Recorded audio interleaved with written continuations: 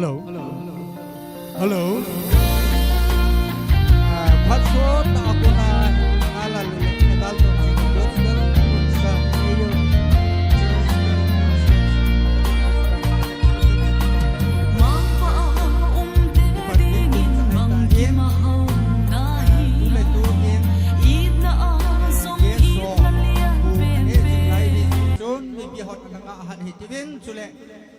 Kan het sa bialak num chu hile tun la sa le hang jilbe akuna supiu le naw nule pati ho hichi kin ko na dinga hong kalsung ho koi tabang tiket la kanai lo na mobile le nala no mobile nunga gul hang ho na zu jinga ti chu ike sa hinten sitokil ho na chu tun la pa ahi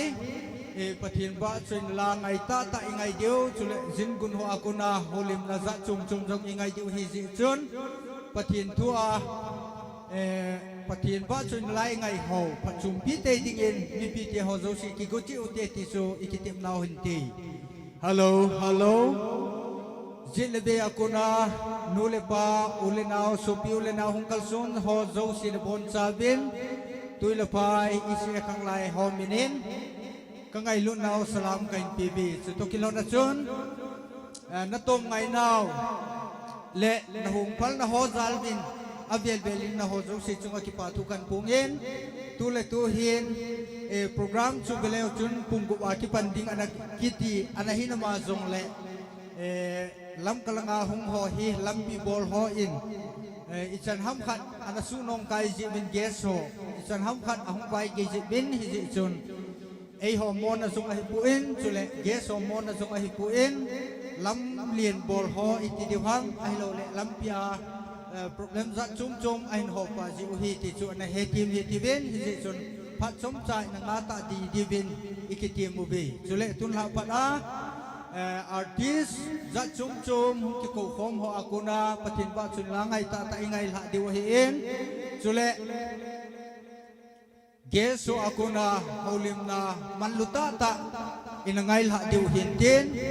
isi chun tun ha akon sa ay hung na ba patin ba choy nila ngay ta ta ingay ho ay luway holim na za chum isa di ho pat chum pite dingin ada kigo hitibeti so sa lelhang jilbeya ko na hung kalsong so piulen na uti ho zosi dim na kain pon masak na hibe. Hello.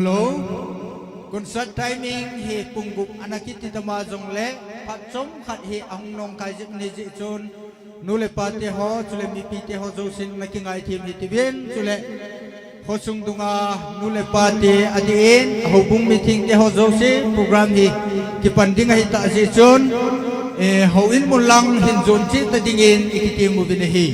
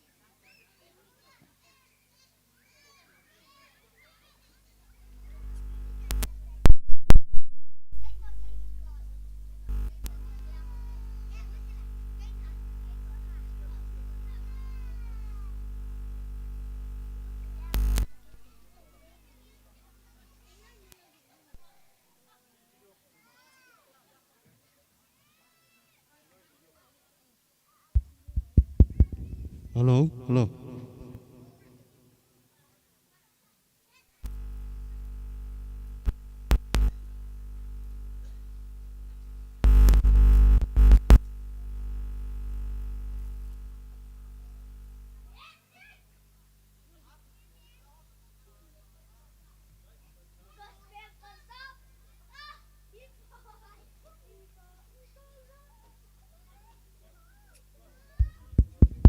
Hello, hello.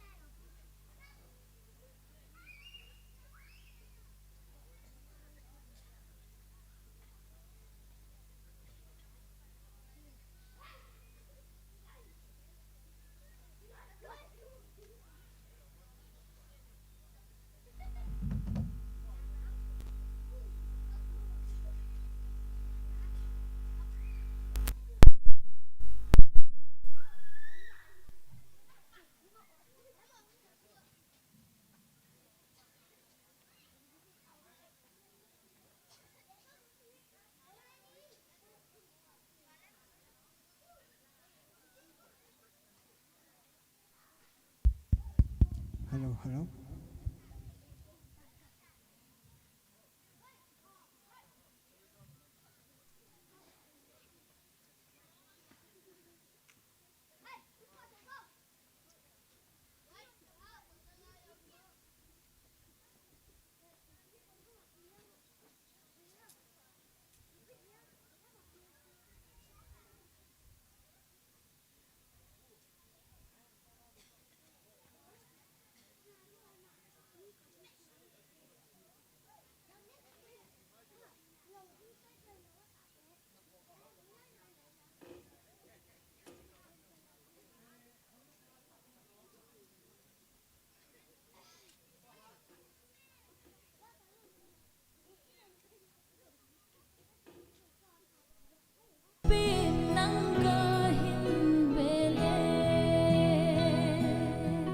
Kalung thim pumpin nang kahin holi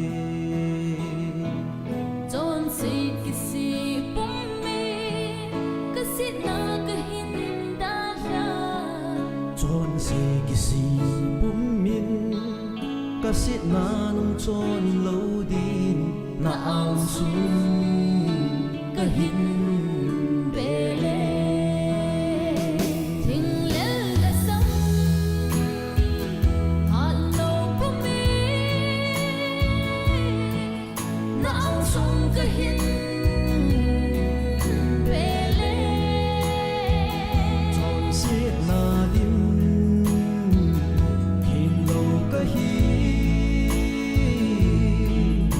so ting din ka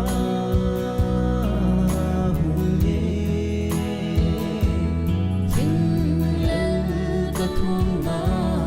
nay san đi ô Kinh lên cơ thương mà nay san đi ô Kalung tim pum pin nang ka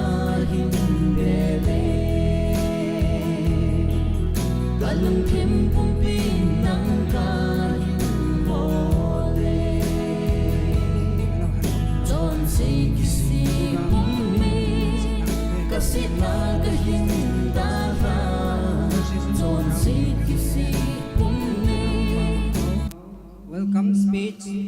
GS Mang Chairman EYD, introduction and presentation. GS Mang Chairman and Mangintin speech, chief guest, guest of honor, special guest. Introduction of VIPs. Thank you notes, Mr. Ginfulal Secretary EYD. Closing prayer, Upa Highlight. It is the first season of program dingahiin. Ibihile program apha zong al hen ta to ki hana hin artist zong tam ta ineu ven ama sa pena hin la an hau hitin artist hozau si ta to ki hana hin numayai paduham pasalai paduham ladies first English to change ang say zulana ladies first lahi to kilana hin Miss Ngainu Haukip ama lakad opening song tu chung building construction adinga la ama sa pena ing sa pidiwin ama anakaw hite Ngainu liam na in pipihon khotbeng hite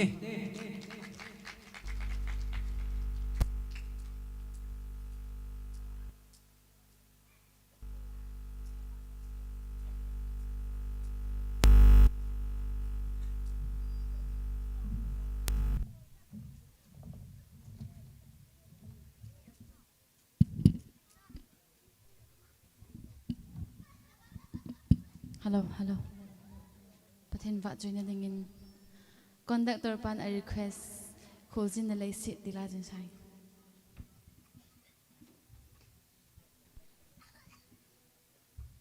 Hãy subscribe cho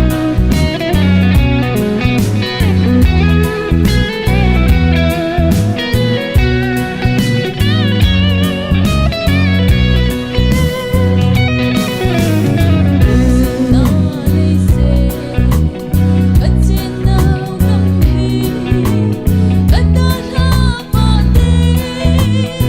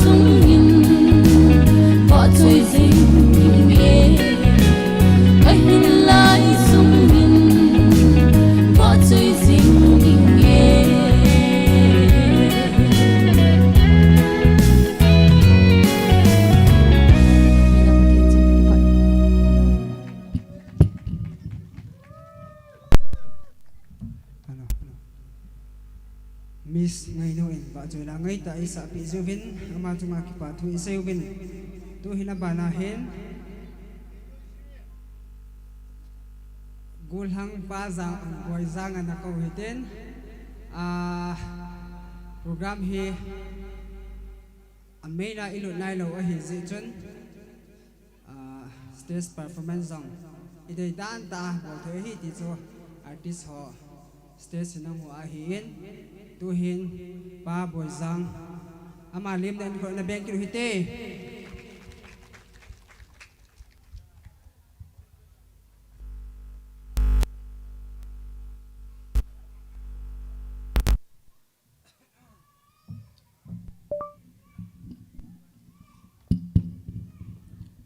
tunin ha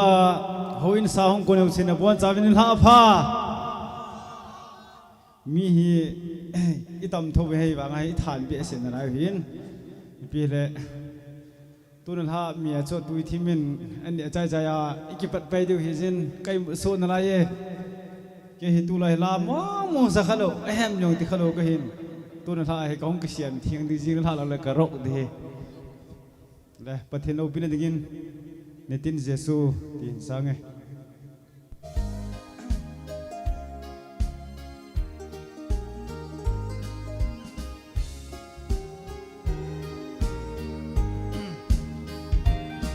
Netin Jesu kalung gilin kangai lu deu deu in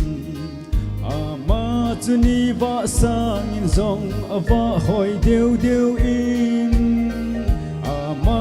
Kay adin hoy na lo pi pena hi ze nitin masang sangin ahung hoy deu deu zin hi akim song i hepo ve ze lui bang akon hin o chu a chun til sangin hung hoi đều đều ding in te kala konin kagamu in alo pinan isal lili pa hoi le sing val pa sangin ava hoi zoi ka den ho apun sa in asim hoi đều đều zing Nitin masang sangin ahung hoi deu deu zin hi akim song i hepo ve che lui bang akon hin o chu a chun til sangin hung hoi deu deu zin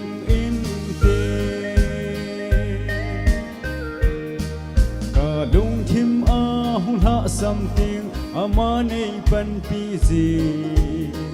kaling vai lai sit aman a ang sunga e pomzi Krista ka se na zong se po pa chu ka ngai lu e nitin masang sangin ahung hoi deu deu zin hi akim song i hepo về chỉ lui bằng a con hin o chu a chân tiếng sangin hung hoi đều đều ding in te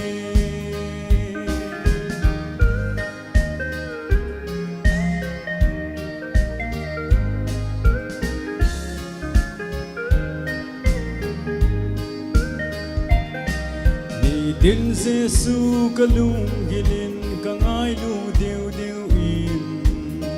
ama chuni va sangin zong ava hoi deu deu in ama chike adin hoi na lo pi pena hi ze nitin masang sangin ahung hoi deu deu zin hi akim song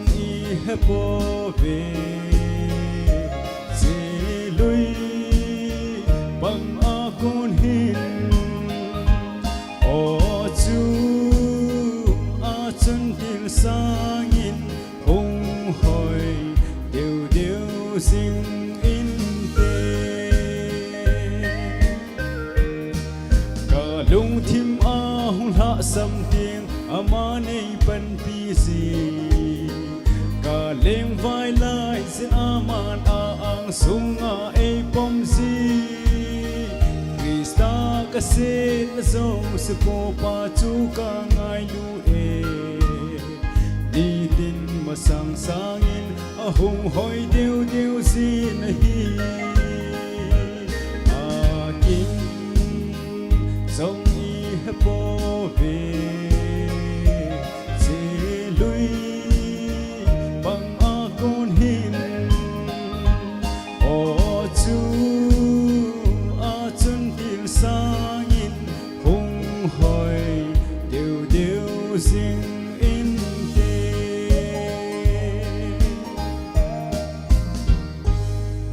Ini pati bu kita ngipai.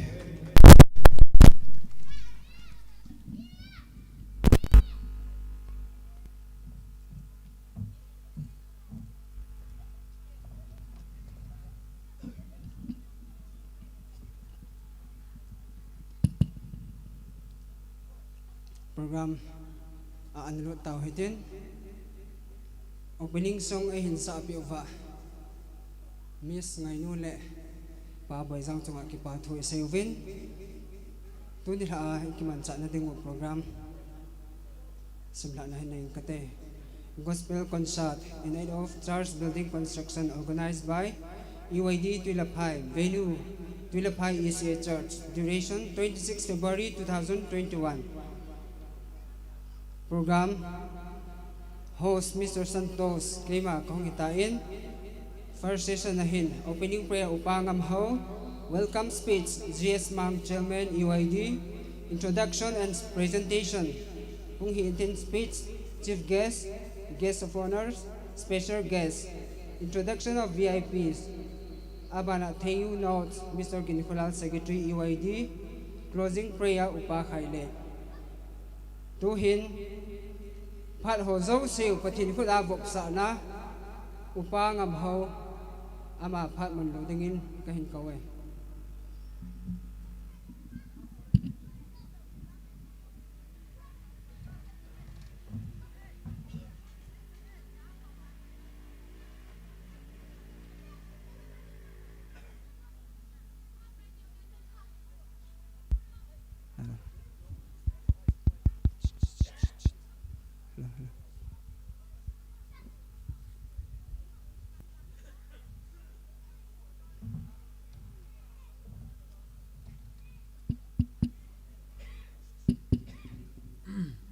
ma tao khom te banam ka pau pati ka ki pa e hepa na lu se na le ki thu pin ho changa TUILAPHAI ju department hon church building salai ka hi wa pakai small na dinga tu ni pa na pakai gospel concert na ball ho chief guest ho hian lang chira pakai la sading ho hian lang mi pi ho ju se jong na pakai tu pa ta he na lung se na changa program hapan thida na mari koi zalin na min thim ka thawat kon pa tu pe me he hepa tu ha pan hin kon da tu na man mang sa kom ka taw pi ne he guest ho ju se na ma num pi a chila pakai na ba chala thing sadinga ho ju se pakai na hagau thing na man pol tin kon ka ta bi ne he ka program pum pi hi pakai isu se tu isu bui thi da chum chu ho ju se la ko na mani hu da wa na hagau thing na man ni program hon ni ja pi wa na man ni pi pe di ngai cha pakai yesu krista mi lai to ju se ko ka thu he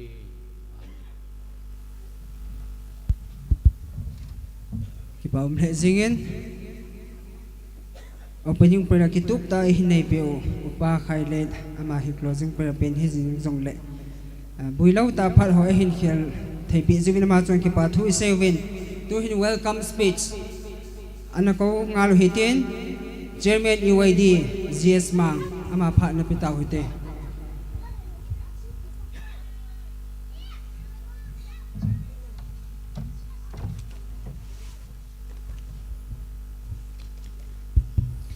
Kipamin amasan hito bang phat phai piwa patin su thangba na sang pen kan pin he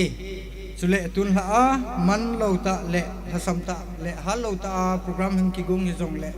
su piu le naw mi za pi chi program u ba hung ho zo sin bon cha bin ni la phai piwa patin su thangbai nom hel lang tun la pa den kipam le jengin izawa kan si ta bang chun program hi thinglal le hasam ta na ki gung hi na ma jong le geso jingun ho hi en chule artist ho hi en chule media ho hi en chule jilbeya hausa upa hi en chule haulam kai hi en chule jilbeya nule pati ho nangai lun zalwa hi program a ning ha pc bin no zo si chunga ki pa thu kan pung en chutokil honin tuilaphai evangelical department menin kangai lun now le kalim now chibai kain pi bin he adin tuni in gesai pan pi di ho bin pha kanumen chief guest pu jamlin khup hau ki a hen chule guest of honor pu mang khotin thang hau ki a hen pu jang khulal ama tule tuin anum thei hi jong le achan di dol ho chu ki pe tho in tien khonung le ki mu pi tho in tien buina anei ji a hung thei lo hi ti chu ki ha sau hian lang chule pu special guest ai pan pu thangchin khu hau ki na ho zo si chunga jong ka ki pa na kain pun na ba na ka Jesu Christa min kain lim ben chule bp ho zo si tuni in concert pathin ba chun la ingai la na ba no ba tuni la a hi tuilaphai isi hoin sa a thakuna hung na hi ve ti chu abela ipun da utokil honin na ho zo si chunga ki pa thu kan pung in chule tun la pat ai ki man cha na ba patin thu le la a iki man cha na ji hi lang chule geso akonia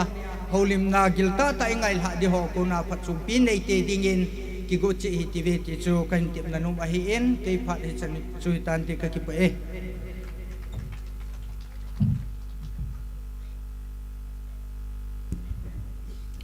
aban on chang alo hitin introduction and presentation ung hiding a hin hitlai hin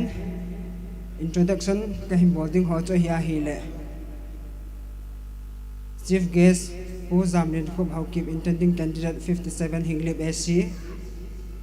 guest of honor pu mang khutin thang hau kip special contractor pu jang khula hau kip chief of tuilaphai chief of tuikat zo hi in special guest pu thangchin khop hau kip general secretary KSO hinglip lungsit ten tua ka himem pha si chun stage lang hi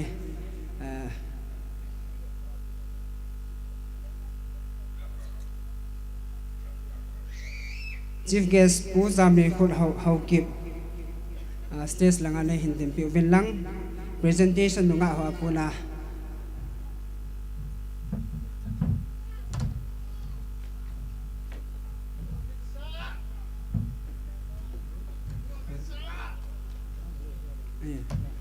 Ji pailau ding ana ding dan phot ding kain timin pu chief guest abana guest of honor pu mang khutin thang hau kip special contractor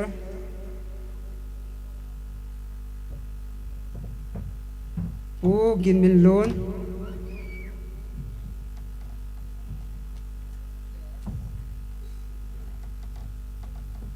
presentation ho abana him pi zo ting mule photo session kha bai chi than tin special guest pu thangchin khu hau kip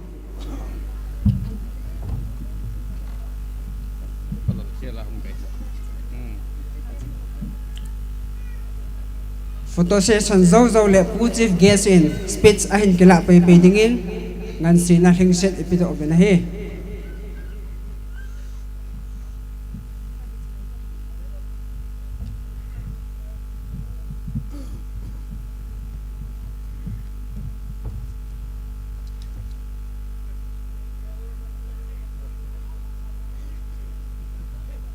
photo session at kitaya hile pu chief guest in haulim la phal e hin la pi vintin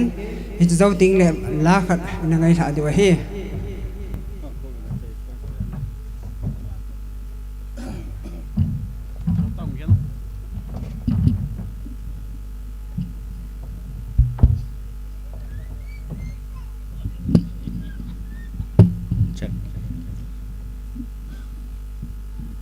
masa penin celaya phat mang dinga a hin tim tuilaphai hobung hoti mai ingkatin ka kipa in aban le sung hausa ke dinga kapite jong le pipari hintin asi mang pachang ho celaya ke imalo pen ngai lu ta ne ko hi ka kipa in aban kidin kaloi kapai kong khom pi guest of honor hintin chief host ai lo le special guest hintin aban le jelai sanga dinga agam lam kai kapu hi in nam lam kai ti di hintin ka kipa in chitamang phat nei pi uwa patin lenggama dinga ipi ham khat be contribute bol thei dinga chance nei pi yu hi kanok kada pathin ha nei to sa gu he tin kalai ai pi jong le atun la hen thu tampi se ding jong pon tin vale a ivet le a hi le khosung akhan to lo hi hoin na ki hezi in nagak te ga mai chiovin hoin hoi ta ke sa in hoin hoi ki sa ji chun a hin chen hoi jingin atu te bang chun tu hin charge project nei vin ke hin kalung gel khat o min I hoin ahung hoi phot a hi le in chen dang ho jong hoi jing ding he ti hi ke ma ka concept ti ha kalung gela chen khat a hi en na to chu nang ho kinep na bang chun zat pi jong pang zo pung ka tin a hin la zo khama tu bo ka pan lo ding hin ka pan kit tampi nei hon pi ovin lang nang hon jong window nei pi ovin lang kong ki kum thei na dingen ka pan thei zo sia ka pan di hin nam na tong diang ki pe do ka hi chun chila intending candidate na ji tho vai la ka sei di ta nam na tong dinga ki pan do ka pe do ka hi la chi bo si awang ka ki chai lo ding hi given the chance nei pi uwa hi le chi bo hi lo ding ka tha ka junga ka pan ding chu chum lo wa a hi jong le ipiam ka ka pan tho di ka ngai lu na tuilaphai hi ka ve da hi le ka khobanga ka pin na bangamin ka mu in ami ho long ka ve le ka lunga si na ke lung si da chu thil chu ki chai ding hei poi a hin la chance nei pi wa hi le ka bol tho ding kha bola ka bol ding chi hi ma chaung hi lo ding hi tunin sumle pai tampi pung katin pe dong lang thing pun tin a hin la ka pan thei na kham ding chun cement lang nung pangin katin hoin hung ke san tin izat ka tu thei di hamwang ka hepun a hling ke ya ka pan zo lawang thil chum hin tin tu le tua na ho nong promise khat ipiana pan di ham ti khat ni na ngai cha de ka gin cha da hin tu le tua mi pi het dingen 100 bags in pang katin na abana awa jong le ka jam lo ding no ina phone nei bol wa a hi le ka pan kit tho ding hi nung khamom pui I pan khom vai le gal zo de hin igen no igen thei tawin manipur society a jong anui lang pe he gei tawe a hin la pathin bel kit rutin hoin sim phakit rutin in chen sim phakit lew hen pathinin ingai na paw het phal le phathei bu de he thu ha sei da mai ka te na tu ka ki pa e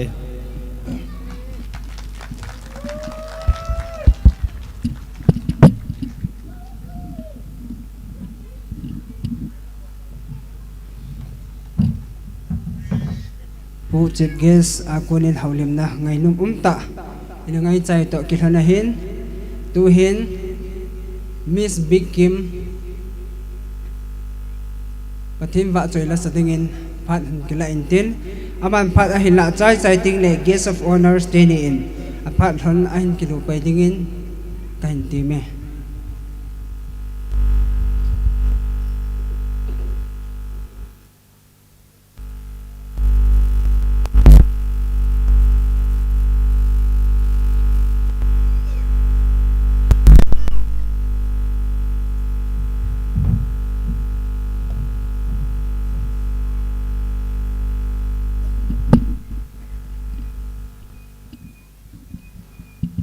Hello, hello.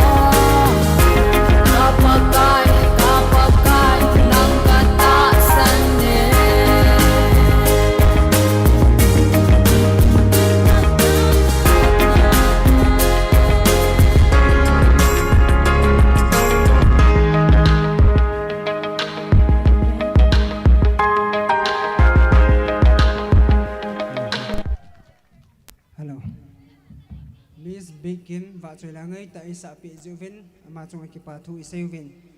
tu hin guest of honors teni akunin haulimna anangai hitin ama sa pendingin pu mang hutin thang hau kip special contractor phat la pi hite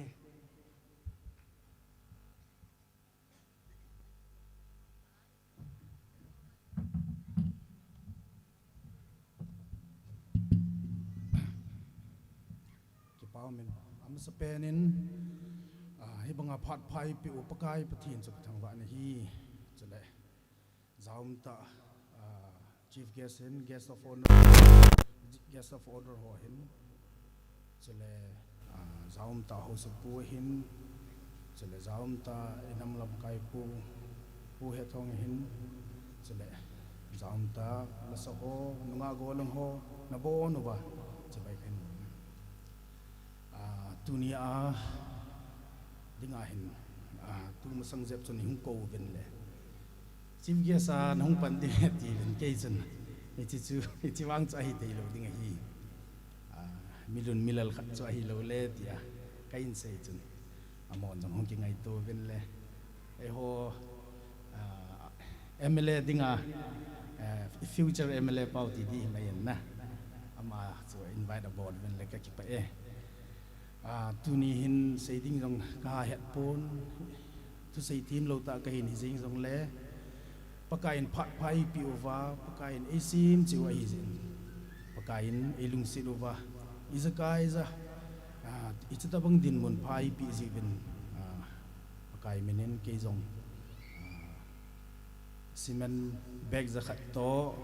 chela sum hal khat se kham hi jong le ka hin pe no min youth president pa youth chairman pa ham khat in am kislan thil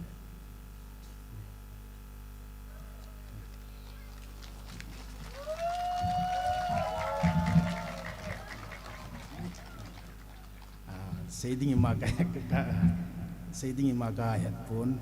na bon ka ki pa e ti sa chan che tan ti ki pam le zengin phat kilom ta le thil pi kilom ta e him pi do pi over puma hutin thang case of honor pa chunga ki pa thu iseu win tun abana ding hin pu ki min lon ama pha na pi hitin aman phat a him man chai ting le special number khat nunga tracy an ki king ding he sau ve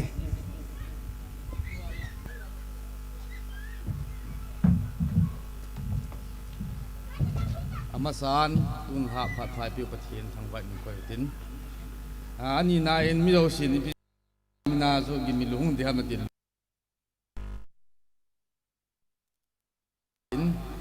e pa ka chi de he na lo de ham ka tin boy ki khel na chin ati ji achu ke hung ka hi in ni ha thim win lang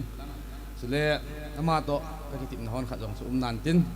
tu ni hi ken jong he tuila ho in ti ho tuil hang he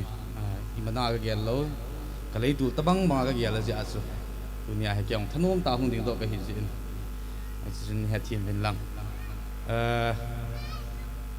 ke hin thunum ka sei no min na ning ka se tu se thim ki jong le isim pa pathin hi gel kho ngain phathei pu pa pathin he ji hin tuila hin ko da ka pil ka pu ka tu sim jong he su ke deu hin ama ni hung be sun niao chkhata bu niao chkhata ki cheng a hi le chapang cha na ki hin lain ho in niao chkhat be boy na ban le ho in ngai tu nau te ti e chun bol thei chun ki bol ho in khat na ki tung do in a hi le pathin ki pa hin tin wana ba ki pa hin tin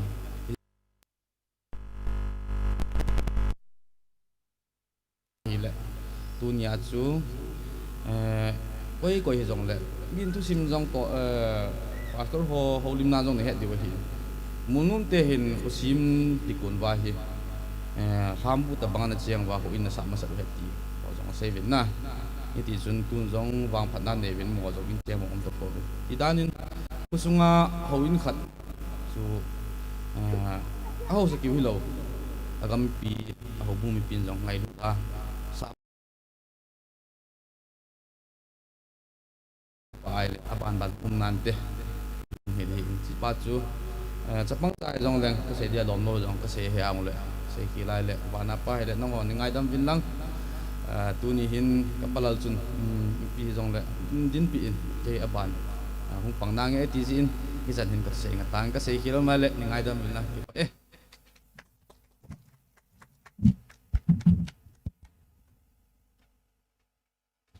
ki pa le zengin phat ki tup ta e himan pi te ni uchunga ki pa thu velin isei win tu hin abana ba choila nunga tracy phat na pi hitin aman a himan chai chai le special guest pan phat a hin la dingin na tim bin hi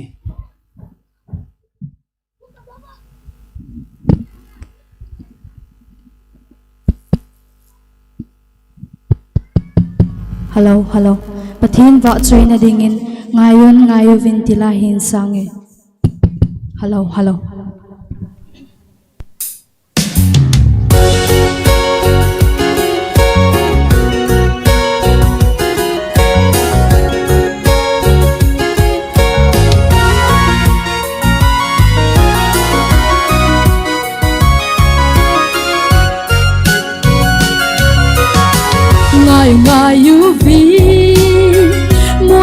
cha ham khu long li phung nga to vin zai la ngi a o yu vin hoi hi mun sin se din ba cha le ham hing ho lung ki to in ki ho nun asipa wa va sui o ki dang ye o alo pi ye tu si nam kim so si asipa wa va sui ati sim so si la malu pe na ai si ba ki pa na zali ba tu zing ta nghe ngai yu vi mula thu ki sei chu hu hing na thu pha hi aseya jesu krista ke ya chi lo chu koi ma ba kon hung thei lo ding koi hi le ata san san hu hing na ding hi o ki dang ye o alo pi nge nam kim so si asim pa wa pa sui asim so si la malu pe na ai si ka ki pa na zali pa chui zing ta nghe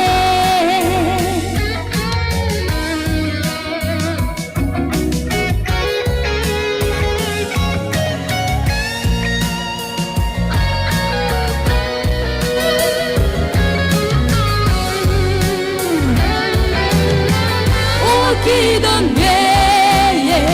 o alo pi nge thiam sim nam kim so si asim bo wa pa sui atim sim so si la malu pe na ai si ta ki pa na zali pa chui sing ta nge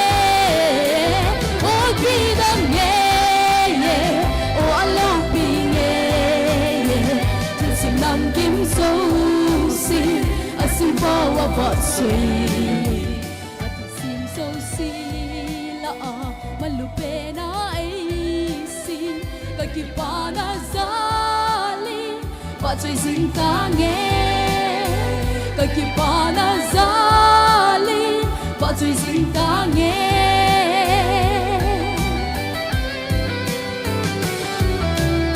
cái kịp vậy bật thì lâu pin là chẳng ta hết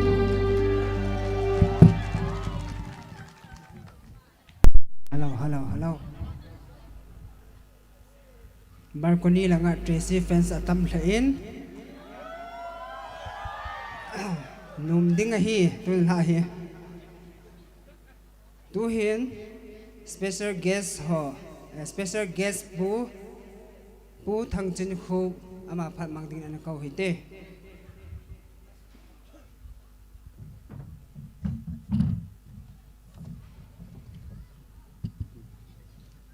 ama spend in ito bang noi phat pha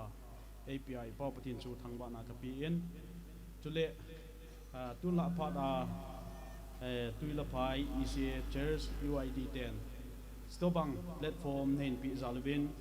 no zo se chunga ki pa thu kain pungin chukit ting le tu la phat ang kalsu chief guest o hin guest of honor hin functionary hin chukil le zaum ta artist ho hin chulo ban le hobung lam kai ho hin vale south authority ho hin chule tu laung kalsu ke no ading home secretary file house pu hin chule mi pio zo si kazana salam kain pi e kaga gela hi le tu la phat hin tuilaphai ECA church in howin histobang nein tun do hi kage lai le thupi ka sa in thinglanga histobang hi munzo siaw ma hi pun pathin na gyal ho za lo hi ti chu mit bedin mu thein aumin eje chon hobung mi pi ho zo se pa cha na sang ta kain pi in chlo ban le hin adi se ta EYD te hin na pan la da no anaki kana he in program khat au mai le canteen na bolwin howin sa na dingin heti chun pan na lawin tun ha zinga jong concert te ho na bol ho kamu ai le chun thu pi ka sa in na pan la da nu hi thu pi ka sa in vet zui thei mong mong nei ve ti chu kain phung do ki na hi thu tam dong sei pung ka tin a chai na ke in thu khat in sei ka tin he chi chu tun la pha da mi nu mi pa hi win hung ko mo zo se win adi se da youth te adinga kain sei nu ma hin America President asom thum lenga channa John F Kennedy in abi pi te ko man ne sei chui phiam ti le ask not what your country can do for you, ask what you can do for your country anatin tun la phat a hin adi se da sang lai tin izui diu le ichi pi ding wa ka dei chui le kagam sung ai lo le ko bung sung ai lo le ke area sungin ke adinga EPA ball pi theyam ti chu expect ball putin ko bung sung ko sung kagam sung adinga EP ka ball thei ding ham ti lungyal nei le hen igam sung khang to tan te ti chu kan sei no ma hi in sei ding tam ta jong le hi chan chu ke phat hin tin tun thilpi neu cha hom chai jong le chun ken penomin khang lai chairman pani hung la pil pa min te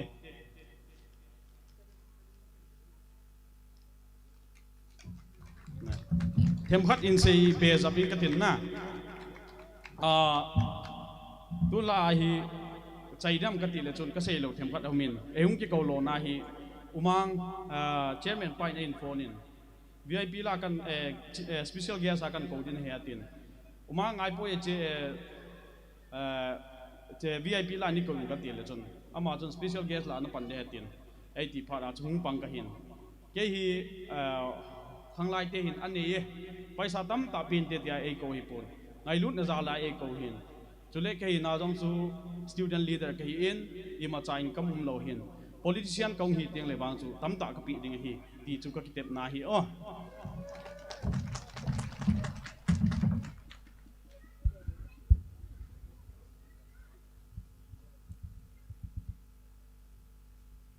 thungai ta ta pu guest ho akunin ngai thau vinam ho zo si chunga iki pau ve sa na mi pi hon khat ve khot bengu te na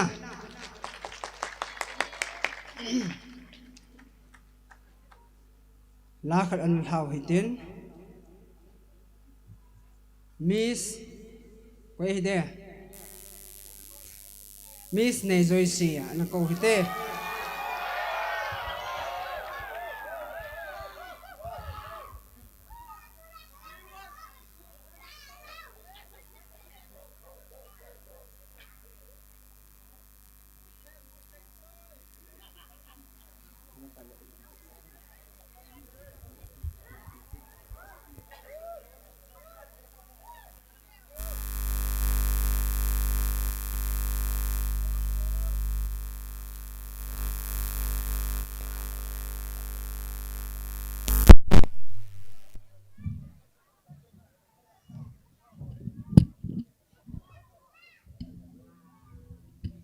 Hello. Nabon Zawin Jan Pai piva amasapen ta in pathen thangwa dai pivin ka ki pain ke dinga zo amasapen hin chilai mun he lam kai te le hobung mi ten nei hin gel do jiwin na ho zaling ka ki pain pathen ka thangwa e pakai wa join dingin amasapen in song ta bon go tuizina su thang sing phela ja ji cha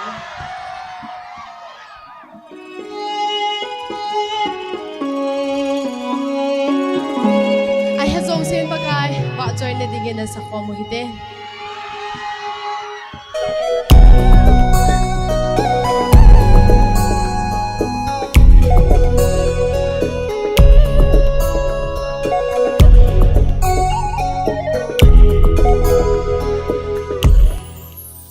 song da bon go tuyên asu dong zeng thele idinga song la li ham Bol hu zong mi chopa khumu thei na dinga aman le ei ni zong nei man ding song ta bon go twin asu tong zeng thei le i dinga song le li ham bol hu zong mi chopa khumu thei na dinga aman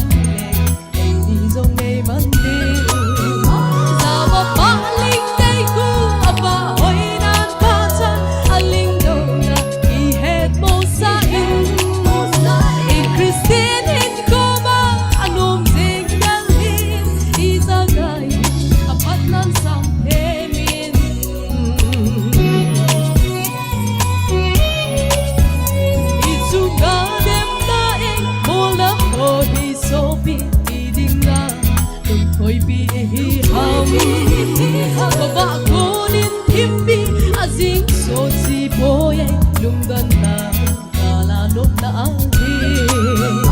giờ mà ba linh tay khu à ba hoài nan ba cha anh linh đâu là đi hết mô sa in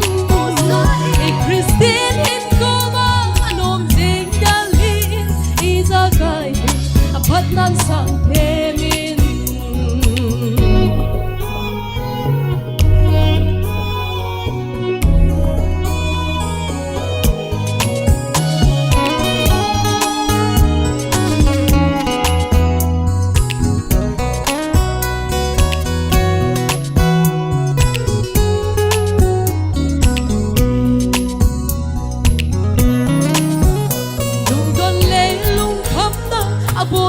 xếp hao để pagai kan ko again na chân dung dấu xia lungoi dan thêm hiu để ta sân cha con xin na đi lâu thầm giờ mà ba linh tay khu apa hoài nan ba cha anh linh đâu là đi hết mô sa in e Christine in cô ba anh ôm dính đan hin ý ra gai bắt nan sang thêm in giờ và ba linh tay khu à ba hoài nan ba cha anh linh đâu là đi hết mô sa in e Christine in cô ma anh ôm dính đan hin ý ra gai bắt nan sang thêm in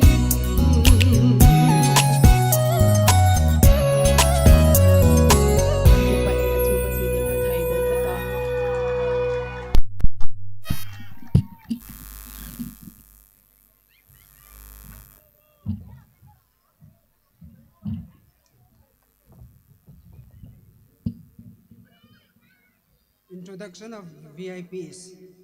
Kahin na hindi nga hiin. VIP ho kahimin pa ho sisi. Hitsila nga hi. Nung sit da nay hong dim daw bidiwa tip na kahin na hi. Pu sat say,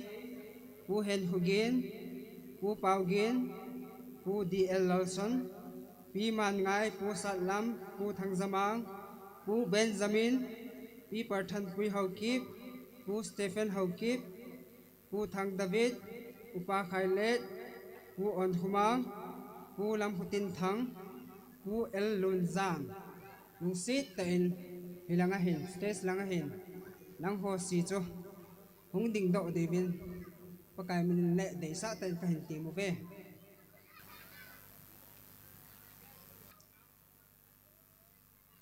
Tua hilang ho palahiin, hawin sa na di nga ipanum na umahi sang le chairman pa ko na pi jing thai de sa na le ko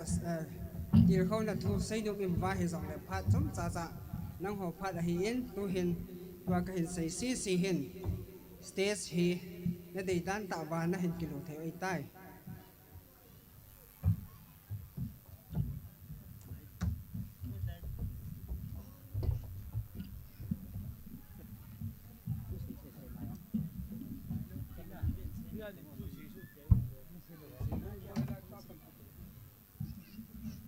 Hello. Ama sapi. Hello. Ama sapenin pusat say.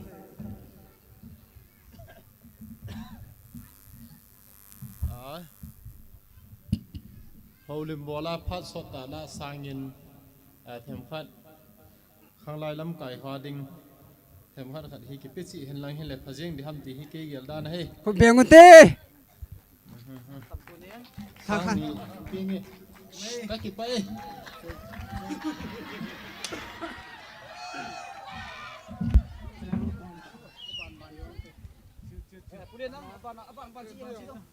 Puhen hugin. Akiman man ready aging eh. Câu thọ vai là cái bao mến tấm tạ pan đi hầm cái tỷ lệ cement cho na cement hay bag xóm nga cho đi cái hiện tại diện tu hạ hiến hàng lai tệ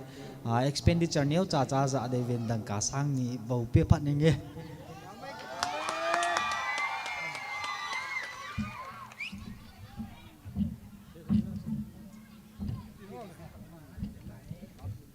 pam he jingin ken jong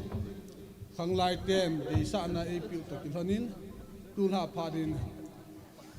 advance in kana ki pi tan ni ha ti la ke VIP hola pi ma se pen ka hin ka pi ja tu khang lai chairman pa khu a submit kana bole ta ti chu kan phun do he ki pa e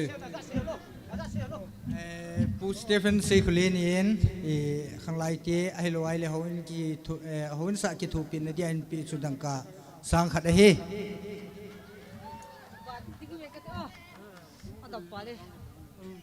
các kịp bể cái dòng khang lai tê hồ có mà sáng nhị pin cái tê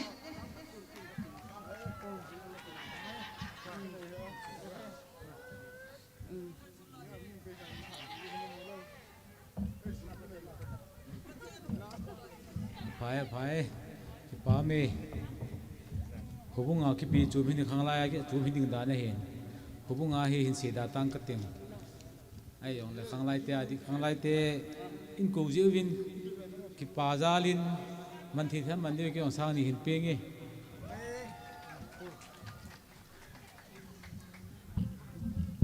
cái pa huay isa á đi pi dòng cái tâm mà mày à cái lệ huay phẳng ta tích tích mà mi huay phẳng ta tích tích máy bằng kề bữa cái dòng hi church building te cái thua pi nè ding cái này khăm sang khát pe vàng đi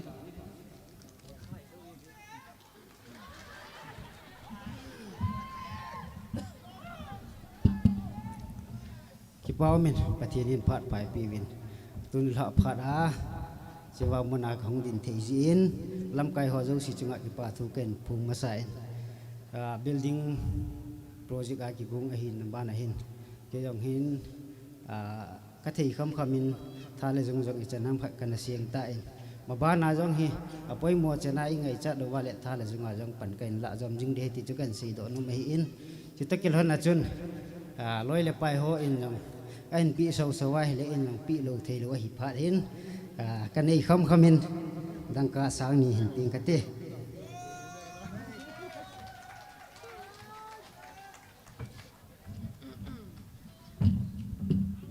ป้าเมมาซานตะบังพัดพาพัดเอาไอพิวป้าปะทินทางวันไอพีเวน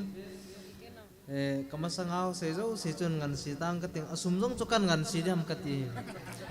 จงเทจะปนตุนข้างไล่เตะฮีกะปะใจเอ็นchurch building project ading ahe tabang thilgun ahin nei hi tuilapha is e khang tu simading ahe gaulo pi ta ai katinomen sita kilhon chun kenjong phat chi sain jong bol thei tha le jong hi jong le pan thei ho chunia cha chun ke bangin tunila phat in jong mabana in ngai cha chan wa hi pan kila jing ding hi ti pa hi kan ka sei do no maintain loi te honan pi so wa hi le kinai hi jong le mai khom ma pi te hong ngai ji chun IPP le tun la phara dingin sang khat ka ping ka ting abana hi kapi sa jong tamai thein tin he chi mila ki sei do ponte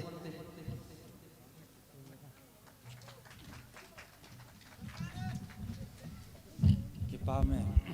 pathin lung sen na changa ye mai lo ka hi tam ka ti nu a jong thang lai te kin pi thi khana ka nam zalin pathin ka thang vain tunin masha se ho ba chu abana avada pai ma ma la ti jing ka ni pu in thang lai te in ta san ta le kin pi tai in koi na chu wa ke dongดังการสร้างขันข้างไรเตะปั่นปีนี้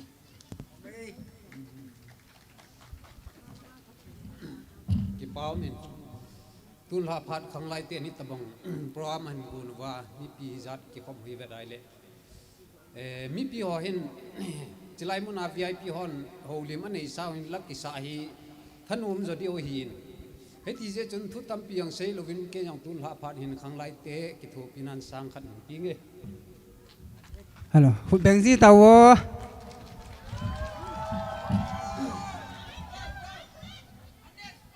จะเกี่ยวฮอลหิสแมม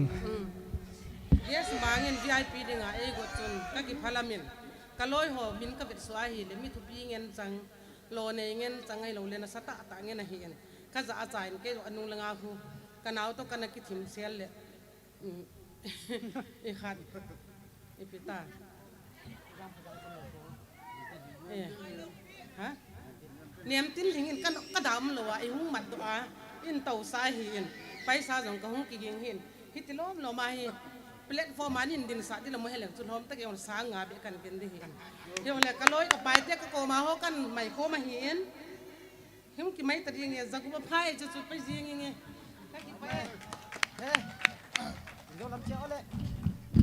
ฮัลโหล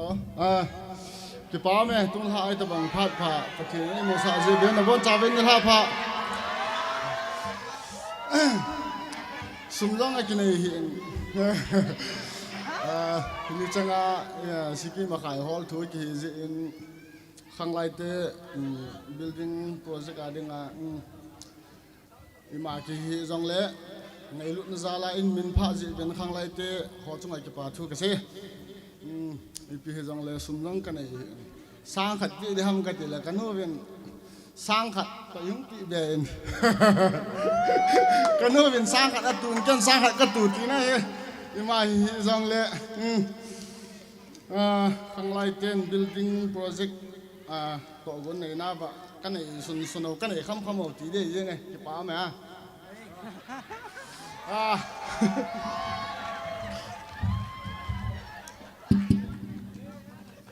เมียตั้มโจกิมุเทลว่าโฮลิมบอลจังยะฮะฮะฮีกิจังละปะทินินดำในปิวว่าโปรแกรมโฮโลลิงไตปุยจาลวินมาสันกับกี่ป้านักเห็นพูเงินตุนิลาพัดฮีกะลุงที่มันกะเอฟเซนินกะตะตะอินกะจาวินข้างไลฮอนโปรแกรมขัดอกุลพาดุเล่เฮาบุมินัสตาสุดิจีจิวหินกะจาโลดิงเกเดเกกะกิหอมถอยสุเลกะกิปานะขัดจุตุนิลาอินทูตัมปีปีเซยัมโลจินกะกิไปเฮจิกะลาคินกะกิลาเบนูมะฮีอันเนียกูว่าตั้งตาหินปียทุตัมปีเซลูหัวจุงะปะกายมินกิปาทุกับพวกนี้อากิง่ายจ่าหินอาทุเซกิง่ายจ่าปุ่นปะกายแรงงามนัดตัวนี้เนลกูยองกิง่ายจันทุเซละสามกิง่ายจันนะเห็นบ้างแต่ลันจัดจุ่มมินี่เป่าอิสุเป่าจาเลนปะทินกระทั่งไปนี่เกฮีปียาลาสนางปังกะหิมกะตีเลเกเลเกจูพาดอาศัยน้ำมังดิง่ายกิเซลูวางินก็กินนี่สิกตุกาคิบีวางินกลุงaเลียงปูนอายุจะปะกายสารเนี่ยไว้ปูนกะหิจินปะทินกระทั่งไว้นี่ตุนละพานินกิปาทุเสดิงวางกะหิปูนกะหิโลวางินกำละตะกูนะตุยละไพอีเสหบุงไงลุนะจาระละสาวหัวเจ้าสิจุงปะกายมินกิปาทุกับปูนนี่เกยมามิมันนี่ไงลุดาวหิติกายนะจุงจิตว่าเวียนกับกิปานะกับปูนนี่ฮาโลละสามีจงแรงตุนหาพาดินเกยงฮิติกิเลียวกูไม่เห็นว่ากิสใจเทเลยอีพีจีตามกันลุงขันนี่เยชนตุนินกเลียวจิ้มตายอีตีเป้าขัดเด้งนักกีอุตินปะกายแรงอำนาจตัวนี้นิงกุมินจังกระตุขนายปนตุกุมินจังกระตุขนายปนอาท่าเป็นตุกุมากิปันกิตังเอติจะดิ่งตุนิละ VIP กับปันนะเมสเซสใจนะก็เสดนุ่มสุเฮียนลังเกลกันสุมีเตนจงปะกายแรงอำนาจตัวนาวาดิ่งดังกัสสังนี่ปีวิ่งจีกบอที่เป็นอุตันที่กกิปเอ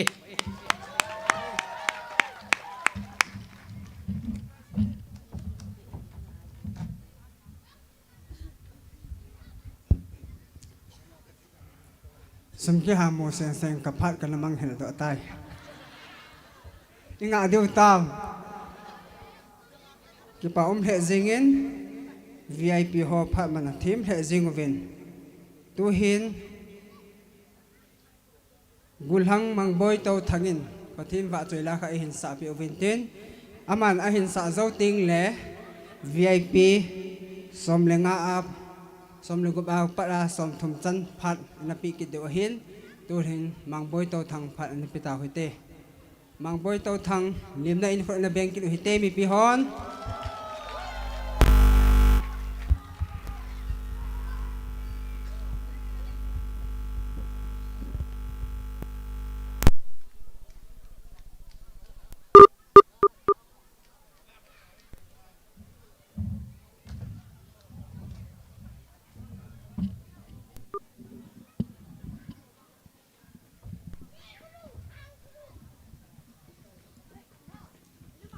Hello, hello.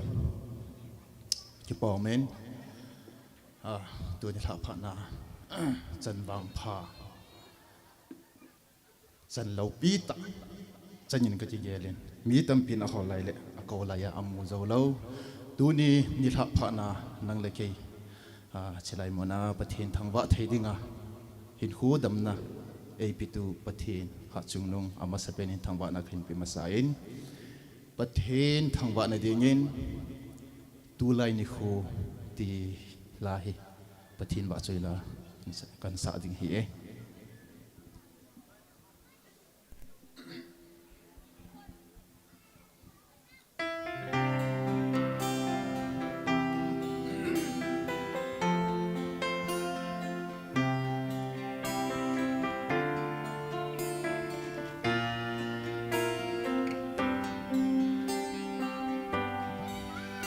Tulay ni khu apata lâu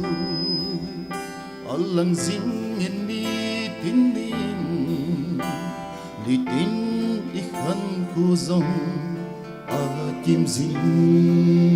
nghe o sopi na khăn hỏi lại zing tông zing in lăng chim lâu vin phật ký dân pe cha he mang thêm u hite in hoi lại su bi Krista lên pi leia con đi chiu hite lim le meli nay sung Hin thấy na tin bầu gelin kalsong zingu hite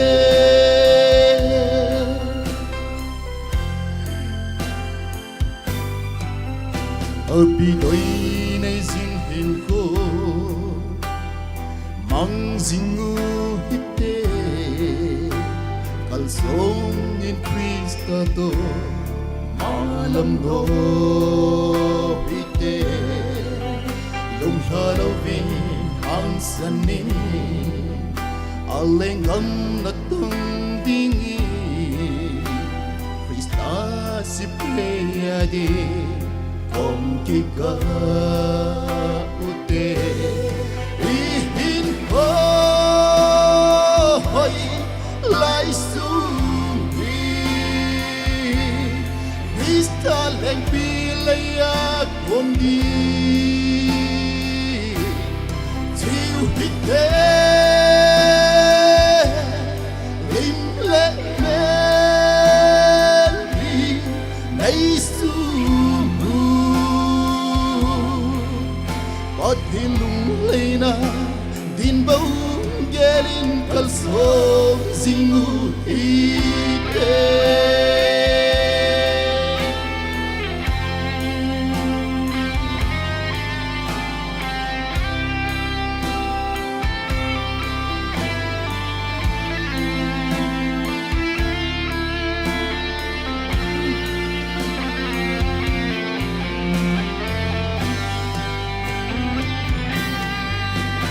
Ôi mà na to thấy lâu na san một thím a hung nay ta sa mang ra na kuni tho phat a hita easy to so be to ni tong sing in lang chim lâu vi mà kai Krista đi Ông kinh dây dây in ôi lại xuống Krista lên pi leia con đi chiu hite lim le meli nay su But in lung hayna din bang gelin kalso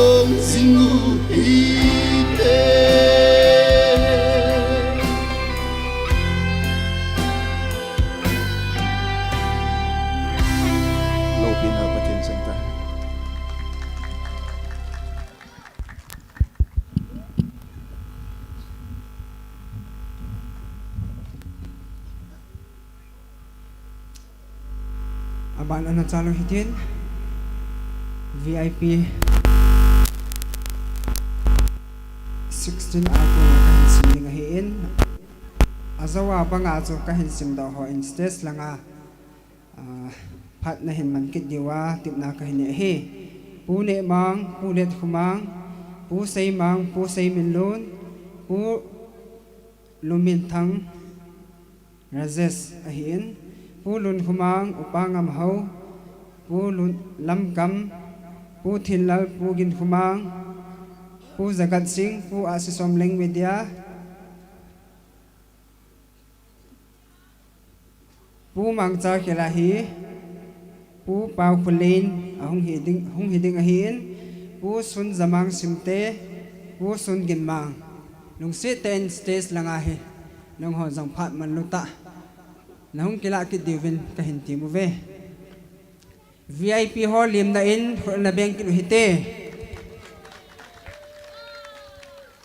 balcony lang hong check it over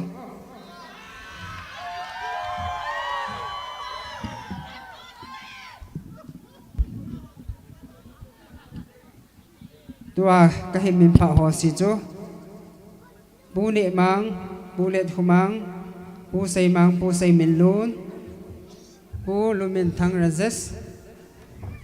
pu lun khumang upangam ho pu lam kam pu thin lal pu gin khumang pu asisom leng media pu pau fulen pu sei zamang pu sun gin mang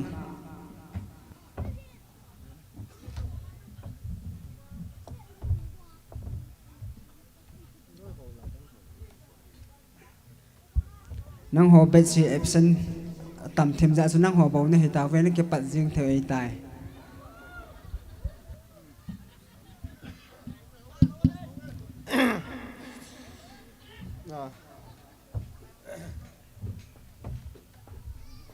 thu rằng tâm sĩ thêm ta về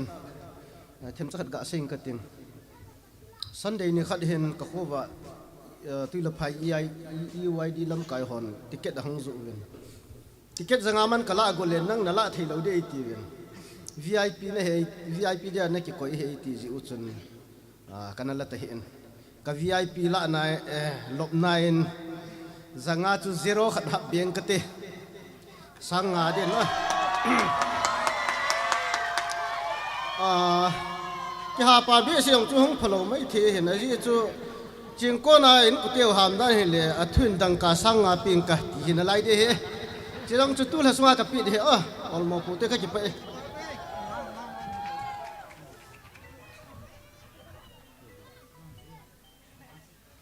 cái bao miếng tu này thà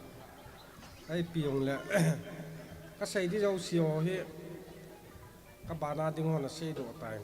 cái piong lẹ mà cha cái yong lẹ VIP cái khát cái hì giao chun kyong bằng cả sang khát ping cái tê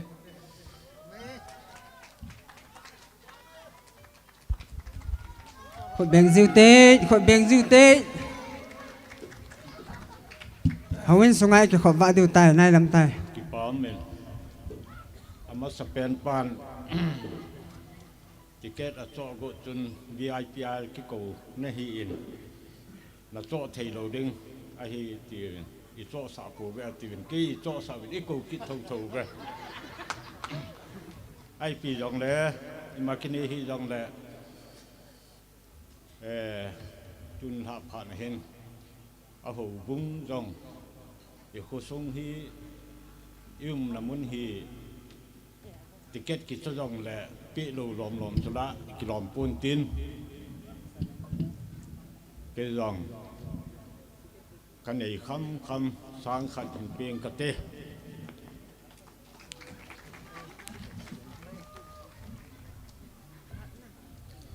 cái bao mẹ tiếng tu nên là cho ging lâu hila umangin kagari sie nang gari ang kachin ti siya kahong hiyan mà cha cái nó giống cái này đi point cái giống obung te ki thopi en sang le jang ai ping ka ting alho me ne tiule umang in pui pa ko mane ki thum be te wen te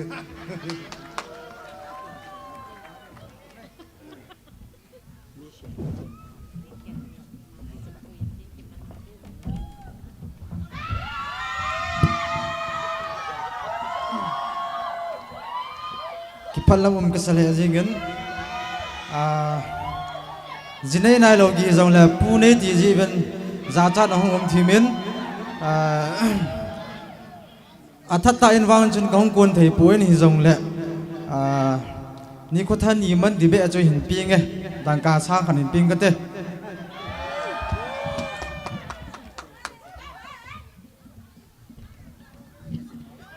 kaloi pan janga sa do la keng sat do jing ka ting tu ni la hi ke ho hi scan vip ka hi ven ama sa ho tu vip ta ta hin tu a ho hi scan vip neu khat scan iti le chun he them jing u tin ken jang ima cha bol thei dang nei jang lang pathin lung si na hita banga vip anei tip ji win ade senin sargs chairman pa chunga avel veling ke pathu ga phongin ima cha nei jang lang tu ni la hi ka bol thei sun chi huin san ding a hin neu chakhat vip jang lang dang ka sang ni la jangai ping ka te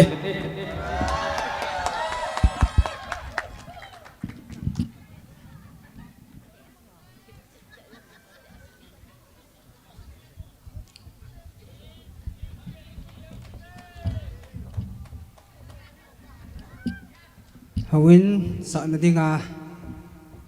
panhin la ho zo si chunga ikapau vet sanin mi pi hon e thei dan chen kho la bek dang te tu hin abana dingin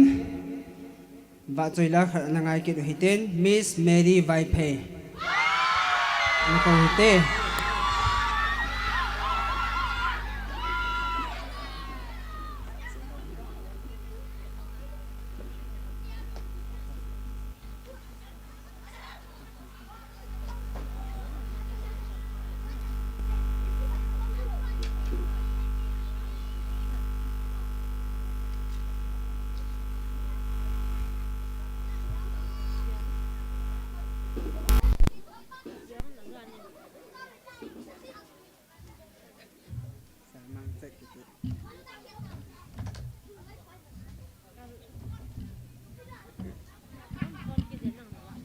Hello.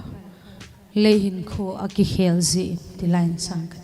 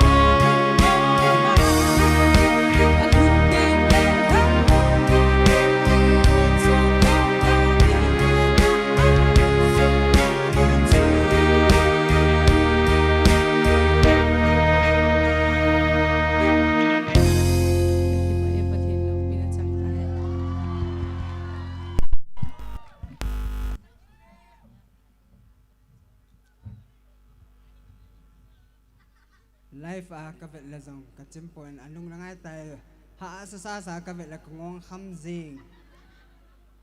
ki paumin ithanum thei jingovin ba choi la oi ho zong thim che jingovin thank you notes ki pa tu saina phat mangdingin Mr. Ginkulal Secretary EYD ama phat mangdin ang kau hite aman aphat ahillo jingding lai hin VIP ahung theilawa sumhin tu do bu DL Lalson dangka sangkhat bu asisom leng media dangka sang ni bu seimang dangka sang thum am ho zo si chunga jong ikipa na oi phung vena he masan tun la phat pha hi chan ge puilung oi pathin cho thang bai nam hen lang ki pa thu sei ding iti ai le hen ki pa thu sei hi poi ma chana sei hling thei lo thu khat hi in hi chi sei thim ha ma khat hi in hi jong le tun la pha da kina kin pi ti de ham hi chi program hung kinai na chief guest ai pan piu hen lang chule guest of honor hen lang chule special guest hintin lam kai lin ta hung ki ko ho tuile phai ho bung le khang lai ngai lu wa chule hawin sa na pan nala nom zalu hi ti ka het ji uvin na chung wa ki pa thu ken sein chule aban hin hi chi program ki bol na hin mi lo pi ta he lo le pan mun lin ta nei mi tam ta ong kal sung jong le wa choi la sa om lo ai le hin koi ma hi thanum ji lo hi in ji chun on o hoi ta pathin wa choi la sadinga mun gam ta jong kal sung mi tam pi omin no ho zo siu na minu hin phazo hi jong le no ho zo si chu zalin pathin ka thang ba in na chung wa ki pa thu khen se na hi chule tula hi program ki manai le hin mi zo si hi gel kho lo thu chum hi le program khada hi mi zo si hi ki chi kim thei lo hi in hi chi bang chun media lang hung poi mo ji in tula hi video kila ola ve ti ho hi poi ma jong volume ta pon hi chi chun tu hin jong live streaming ki bolin muntina YouTube live fa ve the hin tin hi china dinga panela piu RB media le HK media hoikim media am ho chunga jong khanglai tha khelen ki pa thu khain phung kirin chule program nei na dinga hin seila sa tampi akinai jin lam kalanga kuna guest ho ahilo le la sading ho gapu le ding thil tampi buina kinai jin khanglai hin gari kinai lo hin ji chun khusunga ahilo le mun chum chuma kunin garia transportation panela pi dingu mi ahung ki hol jin hi chidung zui chun panela pi thei dingu minu mi pa ki phalta ta ho chunga khanglain ki pa thu kain sei ki vin chule ki pa thu hi tampi ki sei jong la ki sei hling thei poi ka ti bang chun mi pi ho hiung lo hi leo chun tu la hin ge so hongin ba choi la so hong jong le ma cha ka na lo ding a hin ji chun dap jong dap thim na lain December lang January lang ho to chun ki khil jong le lam kalang ho dia chu dap thim na lai ding hin dap thu a helai muna hung towa hung kal sung minu mi pa nunga gol hang ho zo si chunga khanglai tha khelin ki pa thu kain sein chule chaina ke ding a hin ke ho hin itiam khat gel leo chun tuile phai khanglai sumdun in sa me theu hin ke ho hi he thim leo chun hawin sa na dinga hawin ki chai kin le tia hi panla ka hi win kamtina ticket khutina ka hin su win hi cho chu ananing talma ma jong nom ding wa hin hi jong le pakai mina hawin sa na panla na hi tia thilpha bol na ina chop pi ho zo si chunga khanglai tha khelin ki pa thua velin ken se ki de ke pha he chan chui tan te ki pai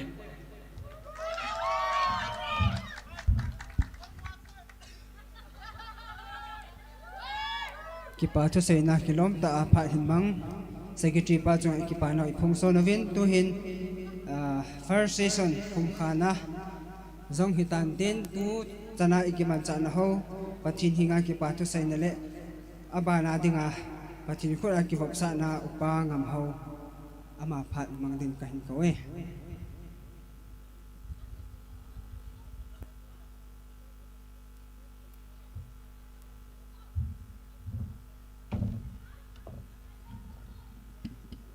tau te hallelujah jing kapau pathin nalung sen nei chanwa tunil ha to gun te ho apat na pat tuhun chan ge ya boina imacham lo hila phat te ho hin tol to wa apart bi khatna te ho chai thei te ding an nalung sen nei chan ho de na ko ma ki pa tu sei na min ka thang ban kai nang ma wa chai la sa ho nang man kam le o hai ta na pi te ho dalin long na min ka thang ba ki na lain ka hi ama hon jong he pa na wa chai la sa na te ho hi kile sa na ki hoi tho sa na mang lo nang ma lo pin ding a hin mang jong tau pe thei di na ma ho hin kwa nang man ki thu pia ma pui pe di nang na ko ma ka thum pe ki na lain ka hi pa kai su teng le tun ha pha da hung kal sun ji bes ho a hin su teng le nu le pa nga gol hang adang nang te ho hung kal sun ho a hi in ka bon sa wa pa kai nang ma wa toi la lo pi ta te ho ngai tha the an lu se na nei chan ho ni nang na ko ma ki pa thu ka sei kin lain ka hi to a he ma ba na jong program hin nei to kit na lai deng khai bin ho jo sia jong nang ma na lung se na nei pi wa su boi thin le dam mo be se the na thil ja chum theo to nei chum khana wa pha hin min thu pin deng a ki tu la ma nga chai thei ding in na lung se ko na ki bok san thang wa to thum pa kai je sum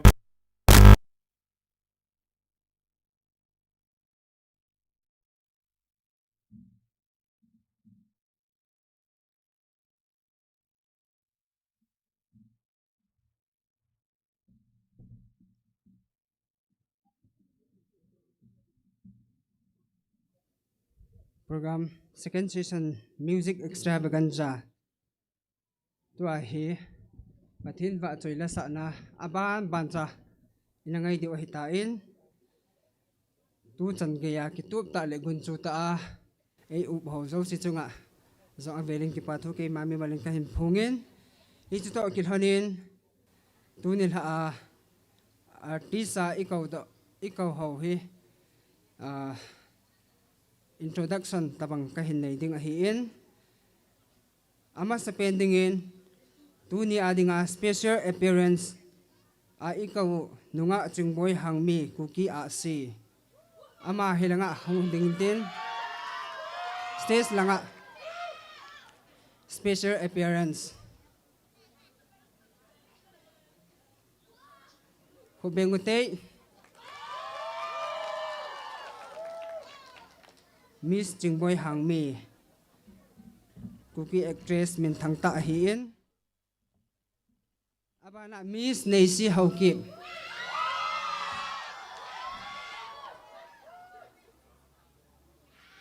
abana Mr. Paumilal Zo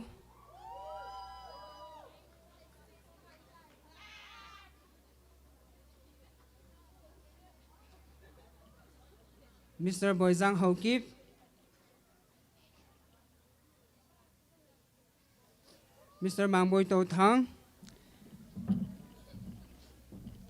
Miss Ngainu Haukip,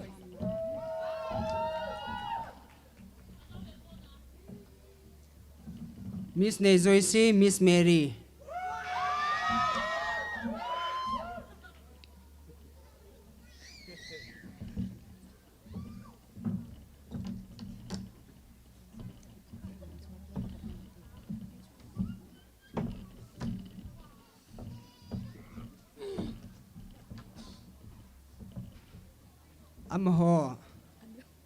Amo hitu nilha adinga building committee a hizi ovacho mi pi hon imunum chi diu tia chu ka hindin do sa wa hi in lungsi ta in na taw na mun vani na taw pi ki divin ka hong tawe khabe tuila hang im pi pu a hi e ma hi khobeng te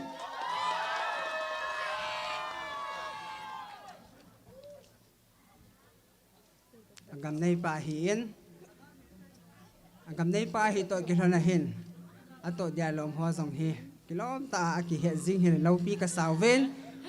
ama tunga khanglai ho zo si tha khelin ki pathu ka sai son ke ven he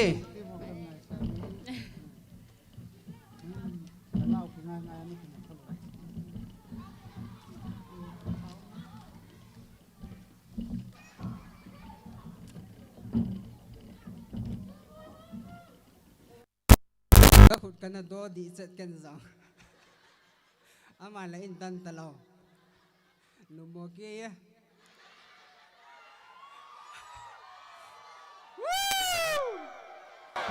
this is music extravaganza. Here is Mr. Santos. We are going to rock from now on. So, guys, gear it up. Okay. Koi hi ikaw masad diwana devam.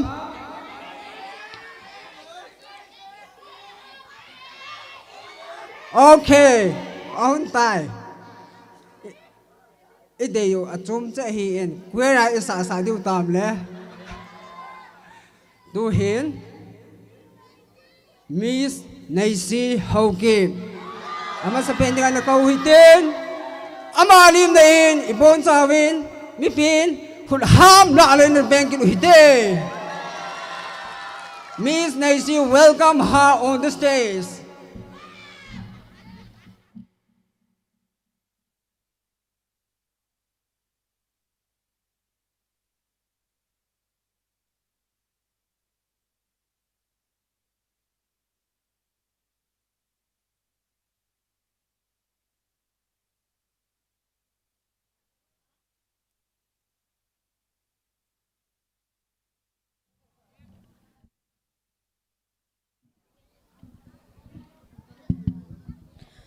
Nabun cha vin zanpha ai piu ma sa pen in pathen thangwa na khain pe in ka hat na pen pakai hat na zala dunia hi chi hoin he isa do thei ding zi win avel velin pathen ni thangwa win he ji chun ka hat na pen ti la cha pathen ba chai na ding hin sang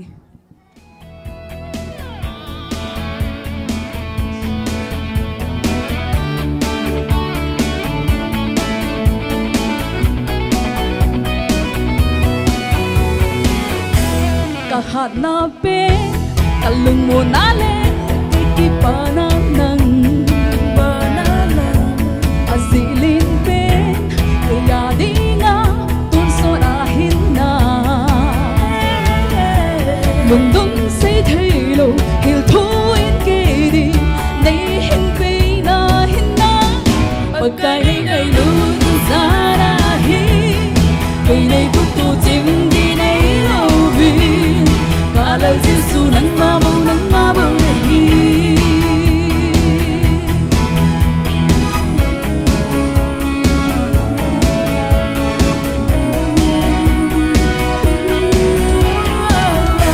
ai đầu đinh in ni tin in hẹp na ai bom gì giống lệ na hạt na xuống in ni tin hình khô cả na mang dinh nghề thấy sun lệ cả hết nó sunin lâu pina cả hin pi pakai gây lu na zara hi cây này tu tu chim đi này ngày đâu cả lời Giêsu nắng ma bầu này hi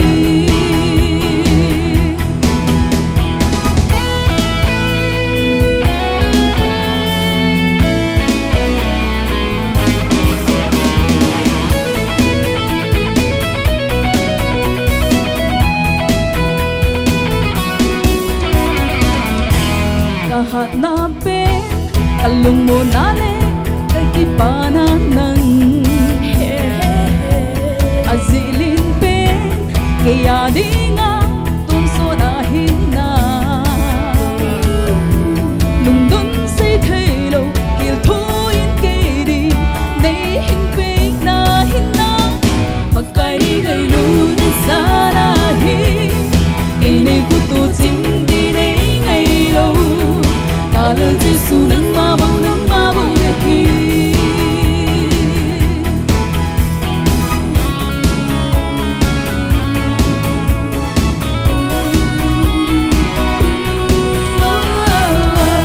ai đâu ding in ni tin in hem na ai bom si zong le la hat na sung in ni tin hing khung ta ra mang zing ge ka bol the sun le ka het na sunin lo pina ka hin pe pakai gai lu na zara hi ene kutu sim ni nei nei lo kala jisu nang ma bang ga hi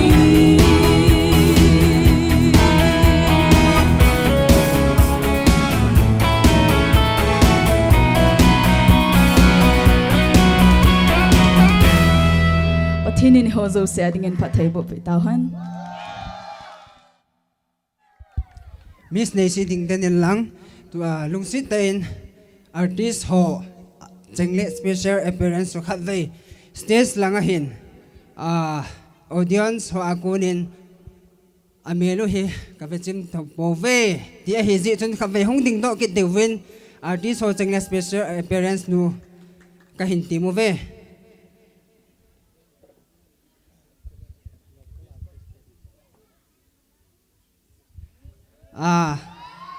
am ho hong ding jeng lain pu chief guest in pha chom chakar ai himan pi di vin ama pha manuta ka him pi e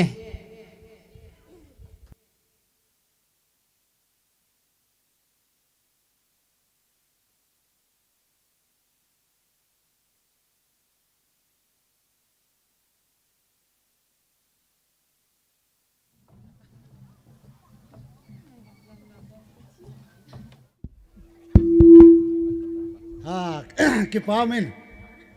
tunia hichiwa la sathim ho Vietnam zala tuni chen hin gol hang ka in adi na de tuni chen hi tuni ala sathim pen nunga hola achu khang lai lam kai ho in hausa pi ding achu nani gon diwin he sana kan nei nei ki pamin tunia howin sa hong kon ho ki paman chief guest pu in an hop do nan nei ki dehin chule local artist ni chula hong hano local artist ni yong am ho sang an thip han lo wang na thiem tho tho ne khat nu chula ahong lo la di lo de okay tu ai pu chief guest pu in tu ni hin ke ni ka wang pha penin hiti chan kan gol han lo hin nunga gup ta ka ahut ka tham khan la ka ki pa in pathen lo pi na chang ta han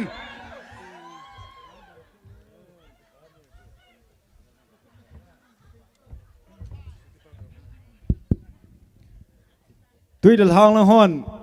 election ting le pukhu ma dinga vote kep chale bol so rum ram yeah artist ho ready ke hiwe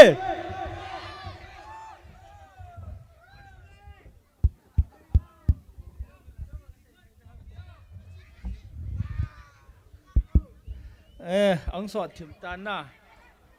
ki phatla momin adang i ma hi poi phal bizan dap no ya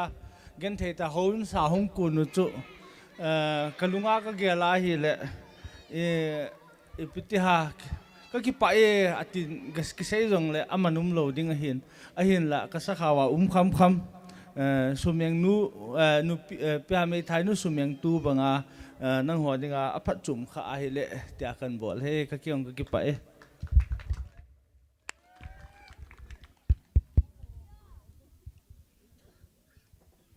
ki pa le zingin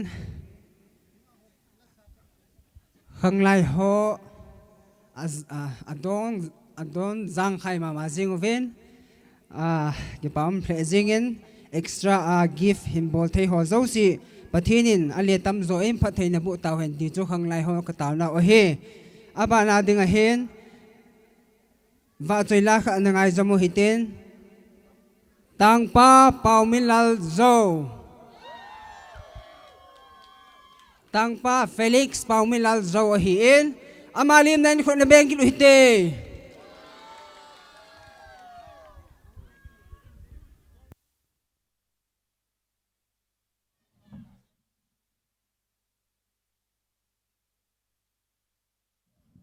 Hello, check. Krista Zala kasopte ho nabon chavin zan pha. Kamasanga hin sa ho chu na sa thei wal be se jingin la sa ding ka ki song lel he jing tan hi zong le pathin wa choina dingin ngai lut pathin nei da la hi in ken kadam sungin nangma namin sumol pho po nge ti Amy Pawala in ngai chimai theutan tu hin Nepali pawa binti Yeshu tilakan sade. Okay, music.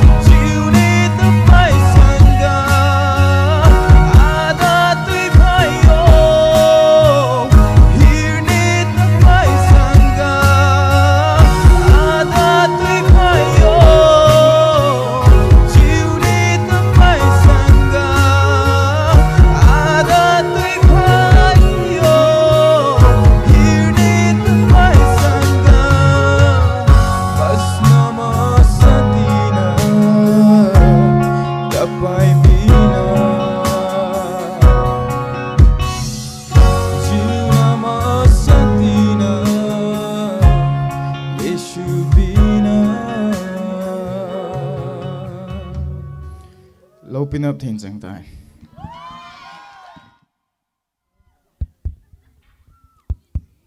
Hello, hello, hello.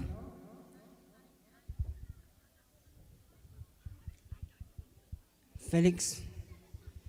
Langay ta hinsa busy uvin ama tunga kipatu isay kilovin. Tuhin la abana ngay som ngalo hitin. Miss ngay nu haukip. Ama in la ka hinsa pi kilovin tin. Ama la hinsa chai tingle special appearance jingboy hangmi in. Abo thei bo dinga pha hin la dinga ama tipna inay masalahi. Miss ngay nu haukip lim na in. Kung na pikir hiti.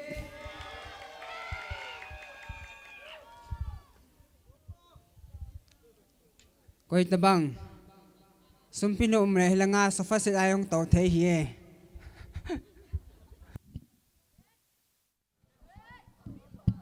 Hello, hello.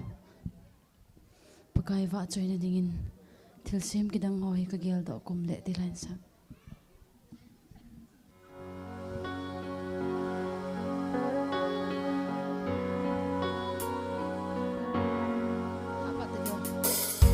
Hạt xả sẽ mua nhiều khoản.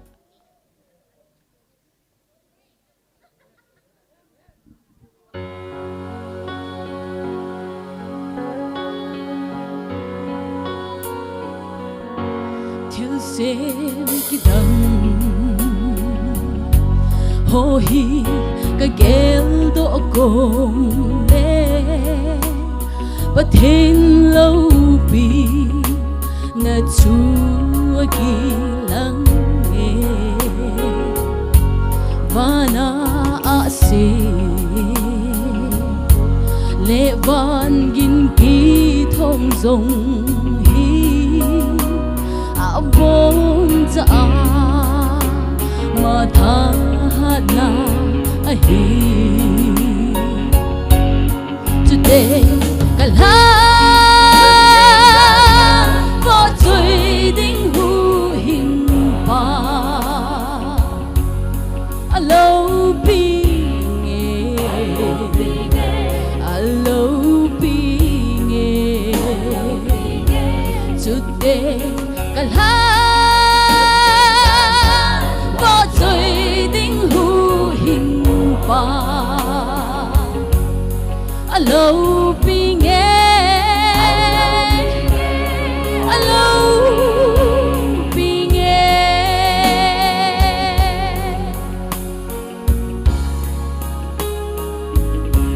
gam mang thim gì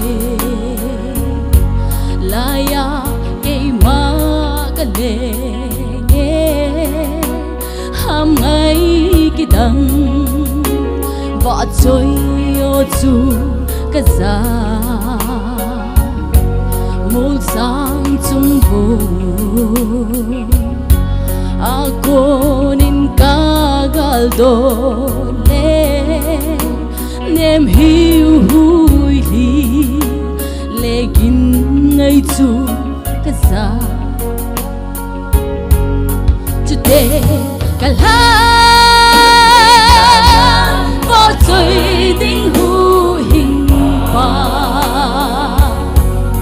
alo bi nghe alo bi nghe today kala có chơi đinh hu hình pa alo bi nghe alo bi nghe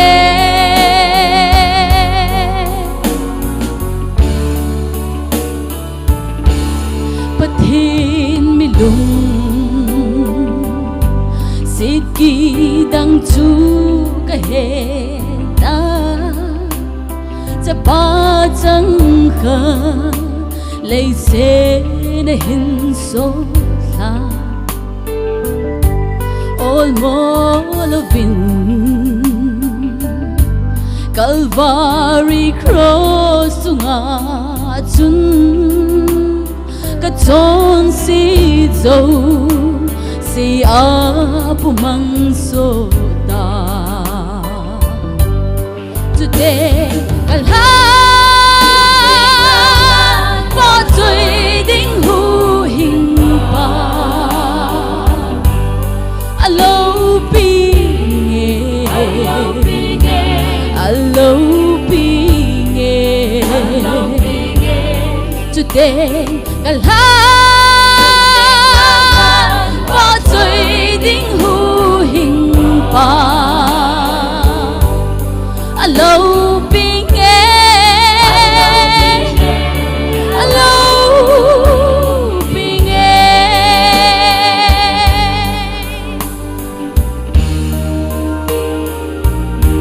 lâu pi ta pakai chu a hung đen le a in bia ei bùi tâu đi tìm chú lê cả lung lê cả tha kỳ pan na dim se ding a lâu pi nghe ting ting va chui ta nghe cho tên cả bỏ chơi đinh hù hình ba alo pi nghe alo pi nghe chút đêm cả bỏ chơi đinh hù hình ba alo pi nghe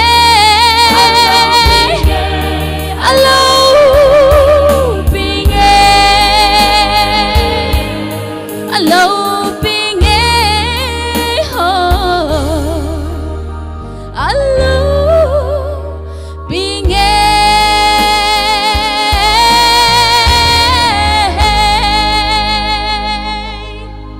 lâu pi na pathin cha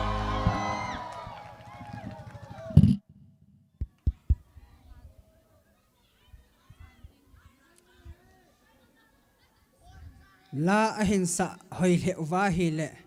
ke ham ngai la wa mi pi ho housing na hi chu a hi in to hin abana ana chal pe ki ru hitin special appearance Miss Jingboy Hangmi cookie actress amalin na ko beng ki ru te sound hi comment a hin ipiti ham na saten complain au min hoi lang pre ham chu i check thei wa hi le hoi ten check bol lu hite hello hello tuni la a pathian howin thing ki sa na dinga hungkar sung thilpha bol ho zo se mi pi ho zo si chunga ka ki pa na thu ka hin phongin chele na bon chawin ka ngai lut na la ka zana salam ka hin bol ve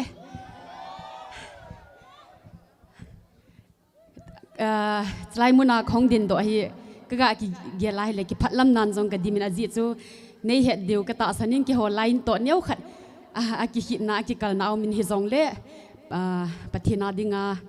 imacha a hi moy poi pizem tela christian chi hi ji win na hi moy maum po in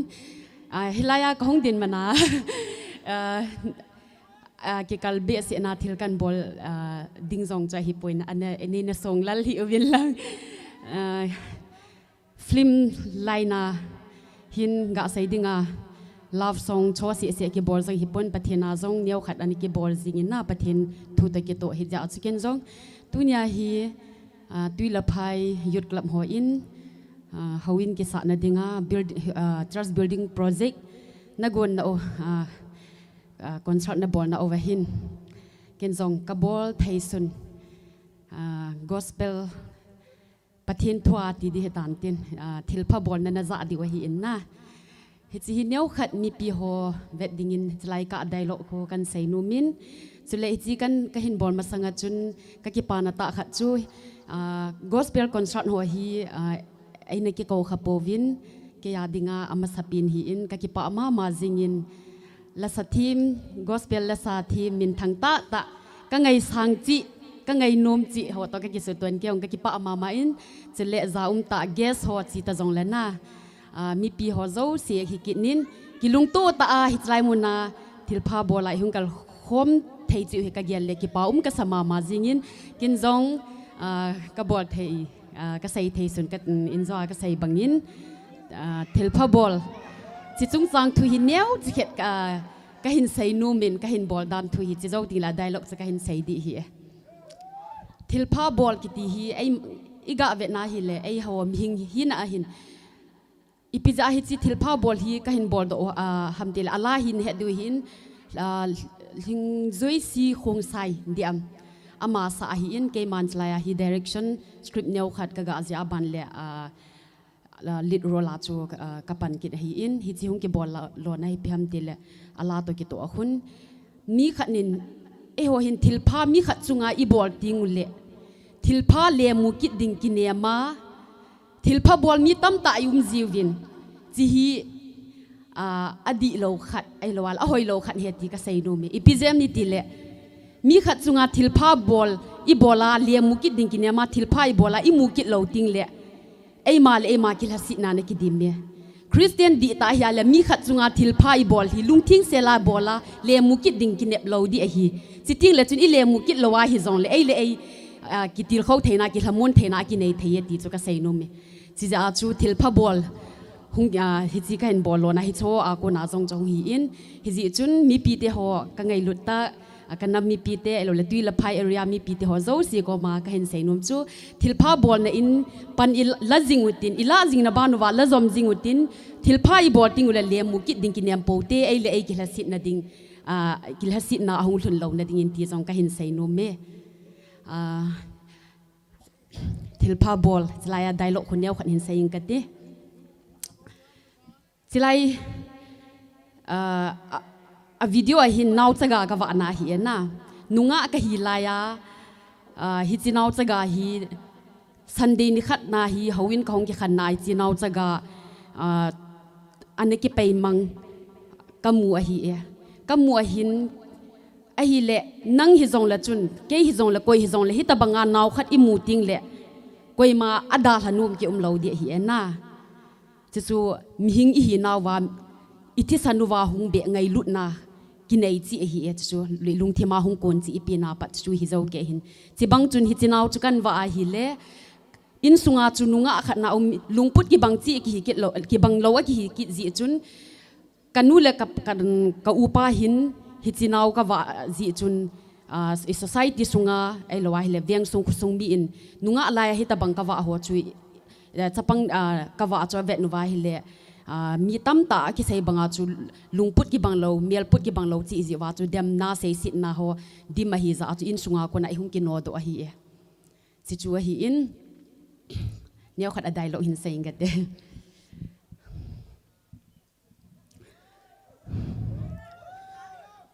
ทิลพาเลสันนดิงาทิลพาบอลกะฮิปอยมีตั้มแต่อินฮิจินาวเซนฮีอิติบอยน์บอยปีนลังฮิซองเลจุนอีปีพัดซอมนันนมูเดฮัมตินมูสิเลนุยสิเตนไอฮาวซองเลกินวังปะกายจินไอไงลุดบังอาฮิจินาวเซนฮีไงลุดลิงเซนักไงลุดนะอามาลำหินขัววาจิงนะดิงากะทีจันนะเต่านะตัวทวาปันกะละจิงดิงฮีกะเก็บไปจะช่วยเฮียจะบังจุนตุนียหินหาวินสานาดิงหินมีปีเตโซซีอินปะทินนาตงอินทิลพาบอลินปันละจอมกิจิงอุเตียตินกันเซนูมินเกมันจงกะโจขมินหาวินสานาดิงอินสังขัดเซอตัมจงฮิปอนจีเกมาอินกะบอเทสุนกะกิโทปีนาหาวินสานาดิงาปันกะละนาหงฮิตันเตเกมาพัดฮิจันจูหินตินกะบอลฮิลกะไซฮิลกะไซวาลเอโลละลิงละลมาจงเลอีกเทิมวาอีกไงดัมดิวินกะหงตาเวกะกิปะเอ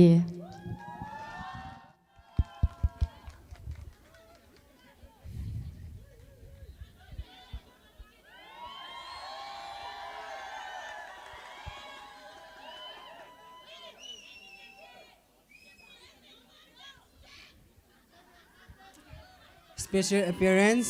Miss Tringboy Hang Mi in Tilpa Ball, Chung Chang Thu Ahin Say To Kilhana Hin, tunil ha building construction na dinga to gun to hin ahong kitul he zengin ama hi idea nei ma thil khara igun le amun to kitu script han lang idea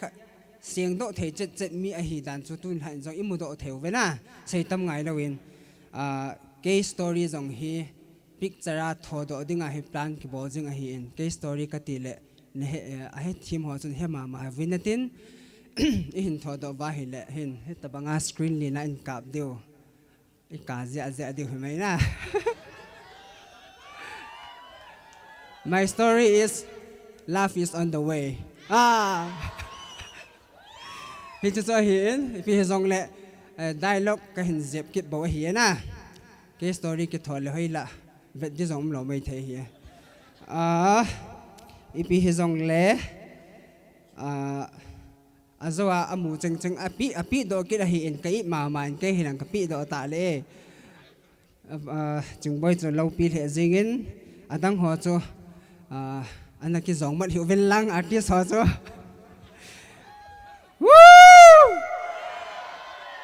Havena tu saute ngui chi tau vena ready 1 2 3 woo Santos is kwang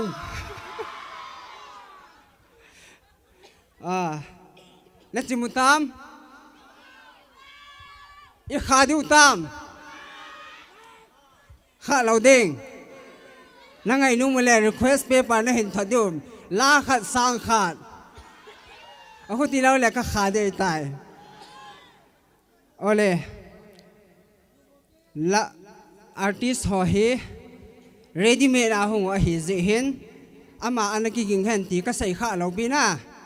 aji chu ke chu pro conductor to he miss Joyce nei Joyce khung sai ama no ko ki hite Amalin na dingin apeng thei peng witin khu peng thei peng wite 1 2 go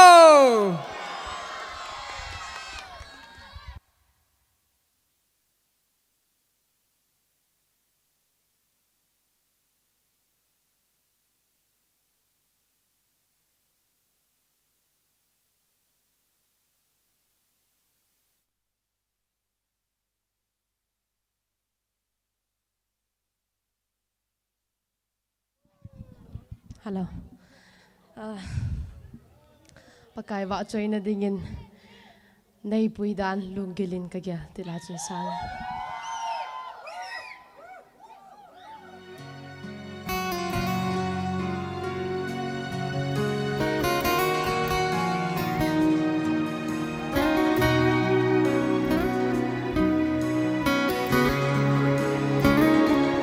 Nei puidan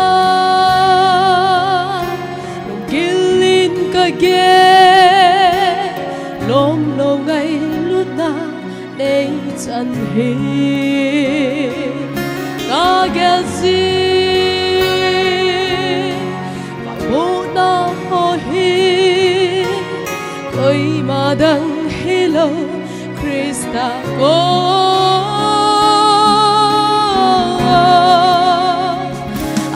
lung sit na long lâu chun ai hoi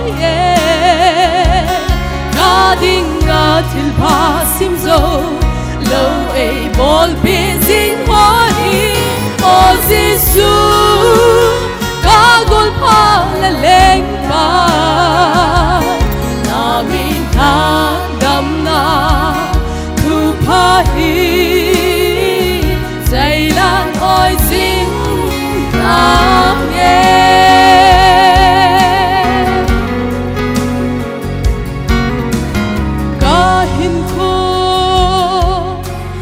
Day dan hello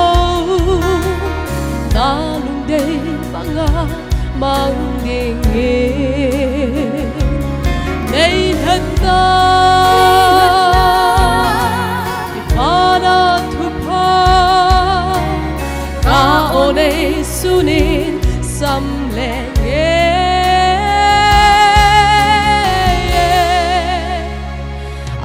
lung sit na long lâu chun ai hoi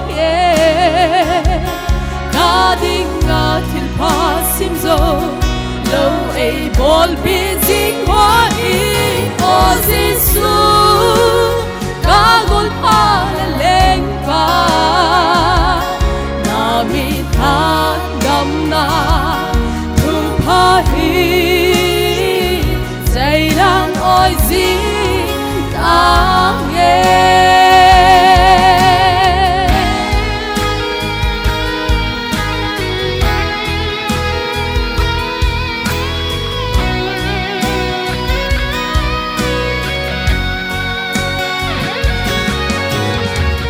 van tôi thiếu số khi đằng đàn hung giống lên mà thêm thu tê quỳ hương ngang cây khi giá lâu tình lung thôi lâu tình để ta in Christ ta gan hay na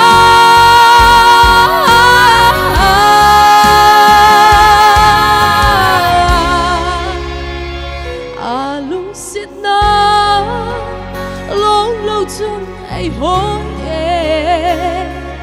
cả đình ngã thil phang sim zo lâu ai bol be jing ho hi o Giêsu cả gol pha le leng ba na mi thang dam na thu pha hi dây lan oi jing ta nghe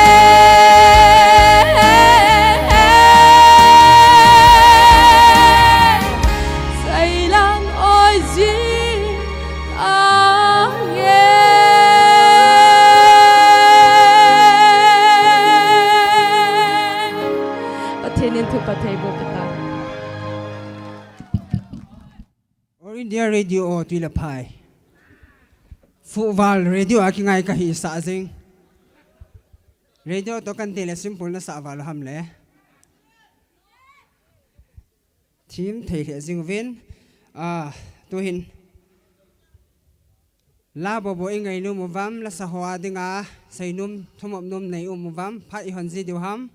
mi pi hon zong thui neu ve cái bộ bộ va cái ảo sang à hi mi hi dạy cái khom hiểu ven ít thui lạ khom gì điều hi la ít hà riêng điều ham la bầu na ok tua hi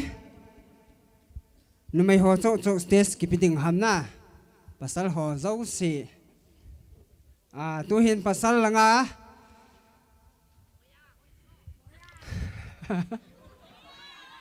cái khiel ta đó a hi le mi pi ho in zong amina him phao a hi to ke thanin pu boy zang ana ko kilo hitin tu lai dai lu a gul hang pa boy zang na di tam ama lim nan ko beng kilo te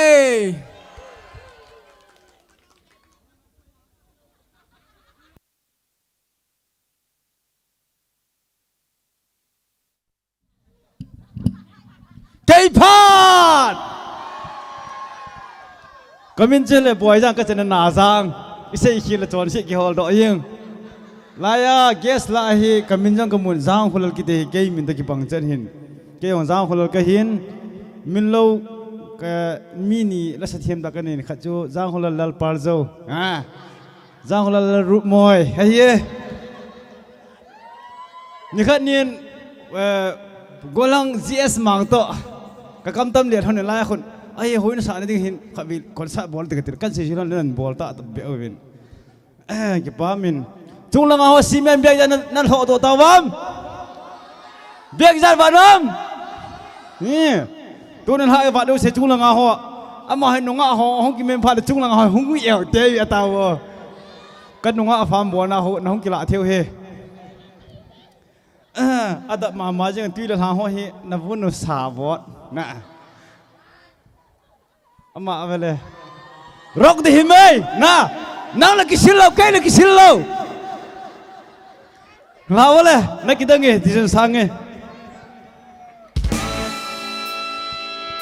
hanan hatale woo yeah pubiado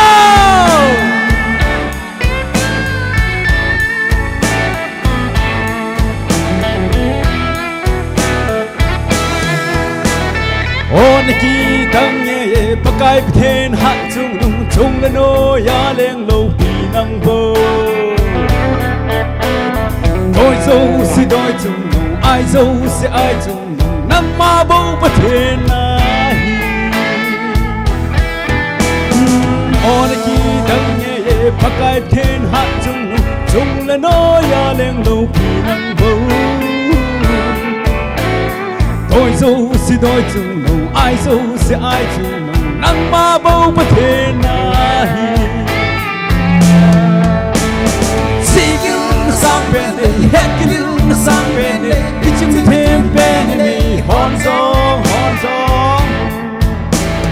pakai lo pi le athil sem ho jing zong abon cha a kul do zo lo zo mong mong la yet pakai lo pi le thil sem ho hi ki dang yeah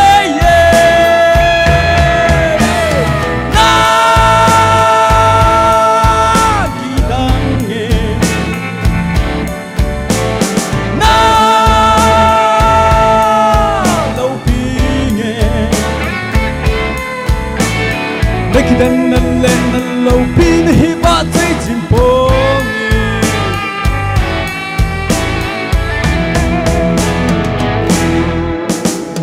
fa le se pum pi tui khang le ban tham zo li le ha a si ho zo se zo abon cha pa kai zin han ti le se amma lo khat cha lo yeah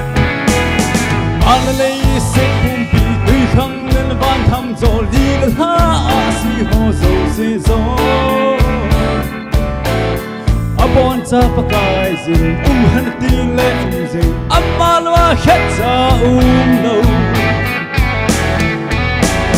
si gil na sang pen le het gil na sang pen le ichim them pen le hon song pa kai lo pi athil sem ho jing zong abon cha a kul do zo lo zo mong mong lo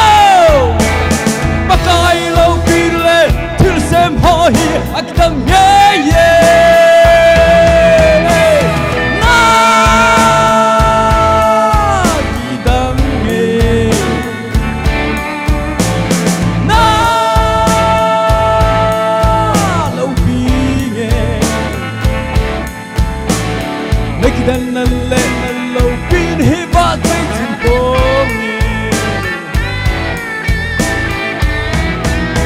kom sa na ba na pakai phai ha yong se chung la ma ho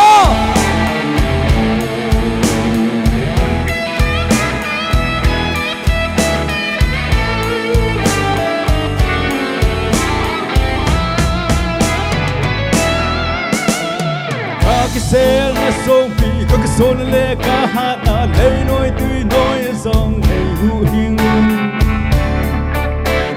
hui pi là tươi pi dòng lưu pi cái họ dòng dòng abon cha po tam thei pa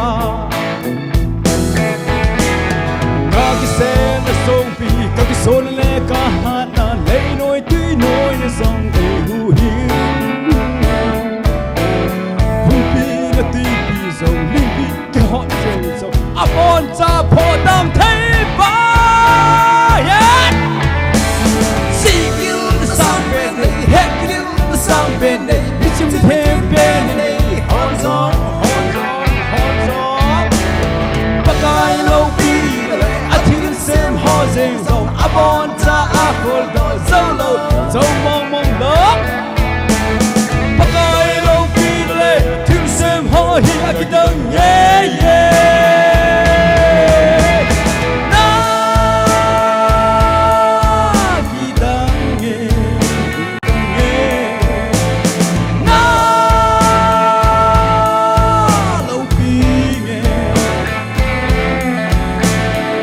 dan nan le nan lo pin hi ba tôi chim pong si gil na sang pen le het gil na sang pen le ichim them pen le hon song pakai lo pi le athil sem ho jing zong abon cha a cô đỏ dâu lâu dâu mong mong đó bắt tay lâu khi nó lên thiếu xem họ hi và khi đang yeah yeah na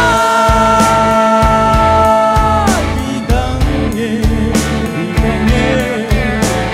na ha ha ha ha lâu khi nghe khi đang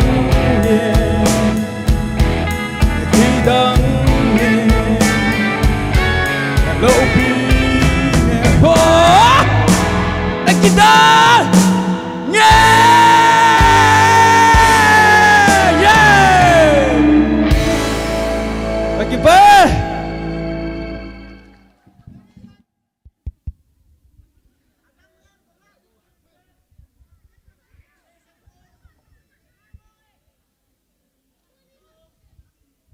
hita bangal ohoi ta anei ja chu ngul hang tai til himang theilo hi ama chunga he na kipa he zingin stage kilom ta hita banga perform dinga stage to pi ta kisima hi bawena diam ha apa in tu hin abana anangai ki do hitin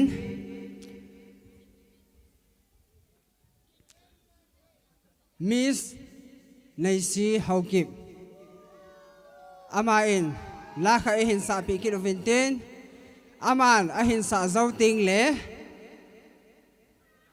lagaw thing pui hui dan dan ki pui do ai tai tu hin me sorry Miss Naisi Haukip phat mang dingin ama na ko hiten ama liam na in an au sat ki jing hite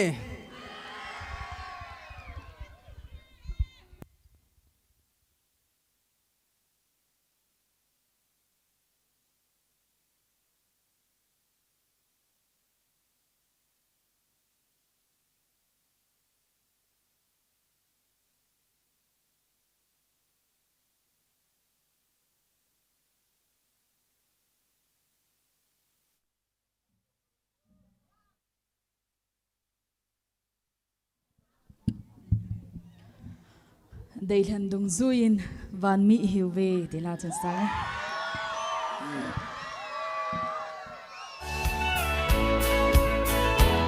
Còn là bên còn một đó, có thiên vào rồi người đi nhìn.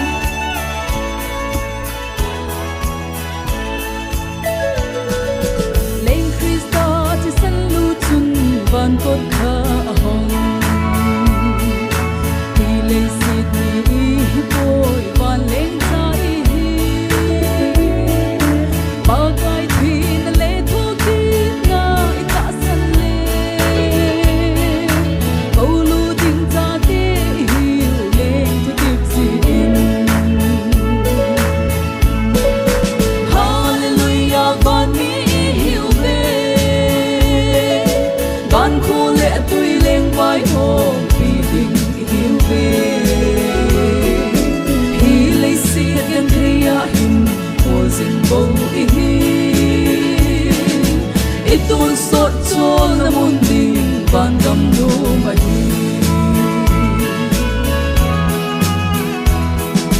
gam tho hoi zo nga in di tin kamau bay din hi lei se hoi na nei kanin gam tip gam zo din ka hai nung ton thai lo lên xa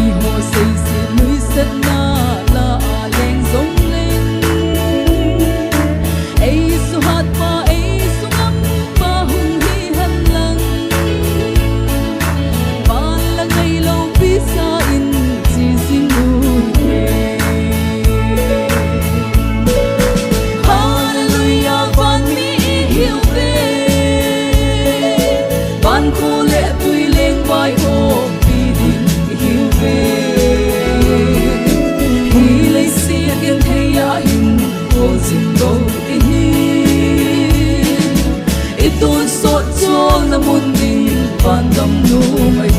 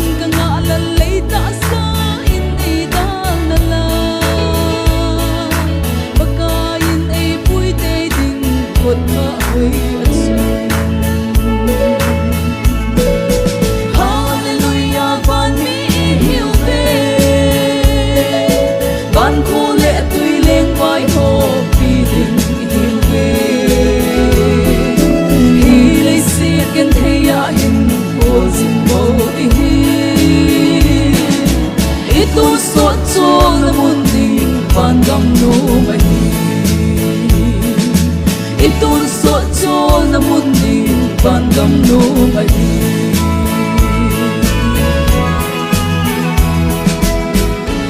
patini ni hozo setting in patay bo pitauhan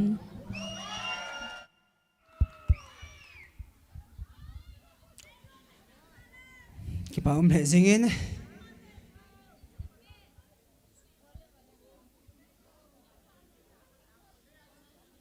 pathim va chui la so hi ikipa pi ju to kirana hin jeng som cha he jong le hilanga ga pi to hi iza cha jiwin zawang ku la hun la alo ma lo min ikitol jiwin tu ni la ho ta bang hi ki pi la pi ta mo mong hi tu na di adi hi ami pi ho adi le bi za na to thip cha hiu ha som chang bai tam le pe pa hi jong lang koi la cha mi artist a kya ki pa du hot je du pi a chip be bra ingai le he na am ho jong bit lo the a hi za chu mangan chang kha cha he jong la sa khaw va ge lu theu he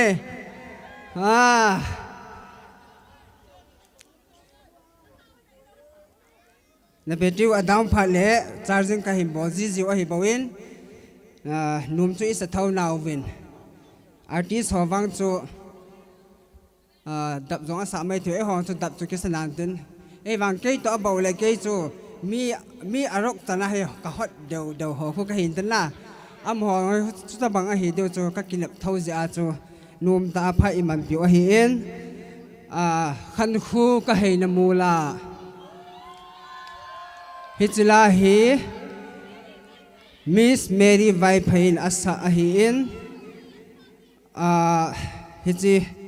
sumahi laupi ta ahong ki request ahin request te cho hi le tuilam jang wang khua ko na hong kal sung si si hiovin tu hin Mary vai phain pi jong le la to ready sa hong ji ahin epi zon le request a hi ji chun am ho zon yau khat chom chakhat gap an piu hi ten na an he thimu hi ten ken phat ka hin pi lo zo a hi en he thimu ten gulhang Felix phat an pikir hi ten gulhang Felix lim na in ipi bol du ham khut bangin iti du ha la khut bangin ti la sa du tam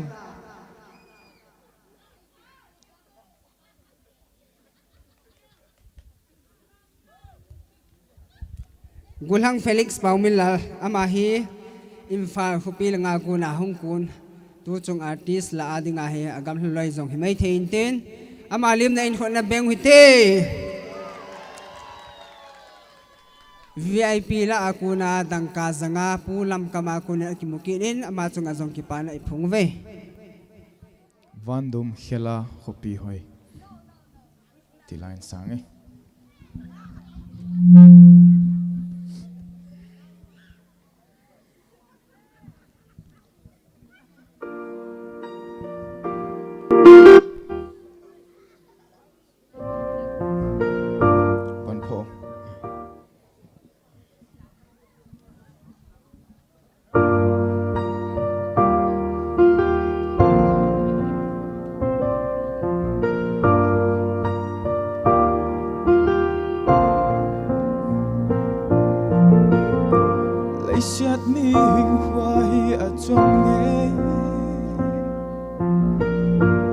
jingkal pak jahum pak lun lai som lo kala toai pai gwal mai ai a chum talwai mi hing dam lai ni van dum khel khopi hoi noa gibang khen na talong di lung dei ngai che lai tuang na bang lên na gam noa huk dam pa le lal pa jesu nun ne hing thing dai lin noa ya chu lung qua li na leng wi huk dam cha te cây lê lên cần noam zia gam ma chu van dum khel khopi hoi noa gi bang khen na ta lâu đi lung đây ngay che lại toang nga bang lên đã gam noa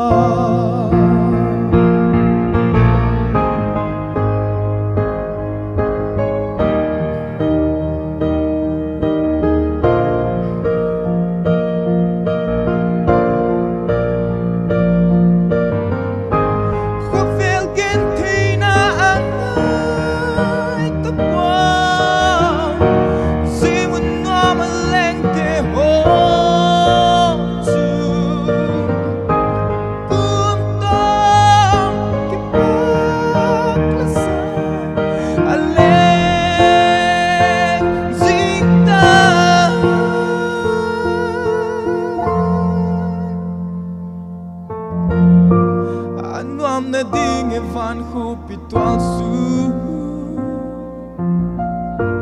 happy na puana ki voni apa kui limin lal pa jesu alo pingai hallelujah amen oh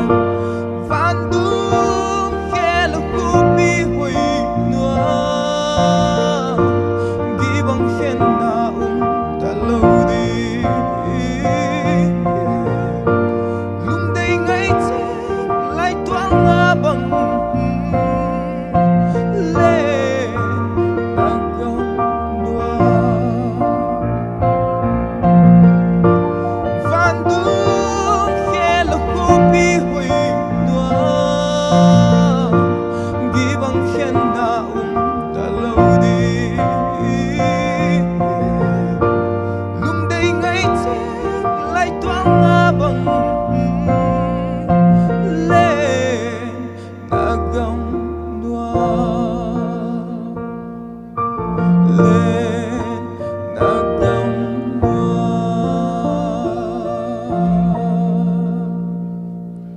lâu pin up thiên chẳng tai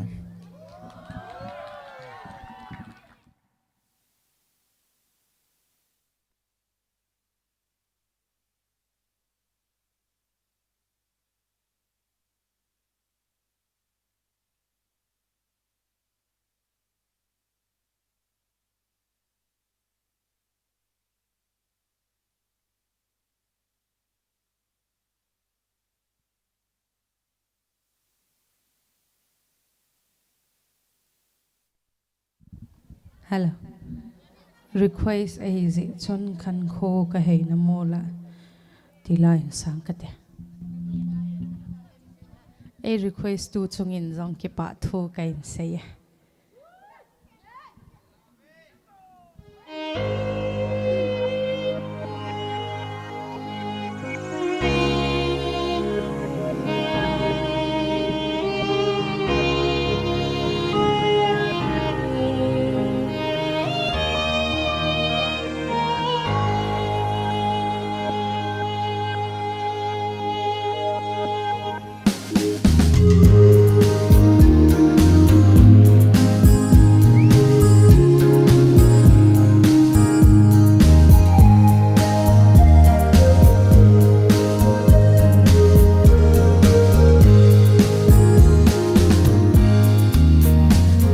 khăn khô cả hay nam mô là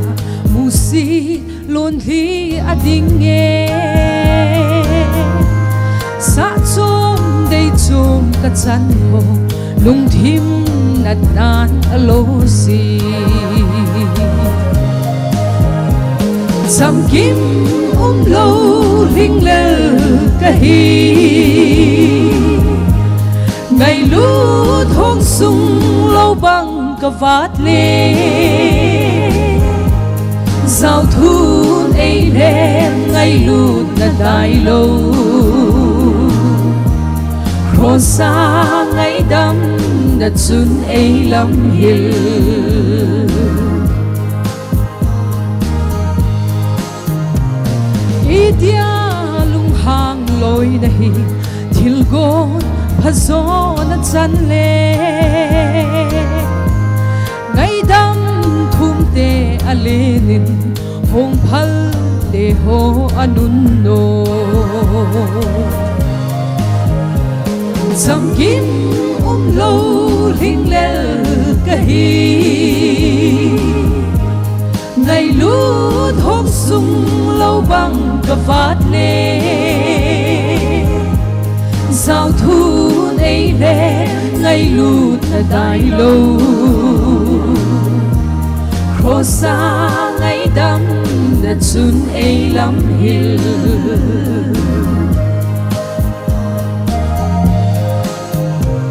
yên thấy lên vai đã dễ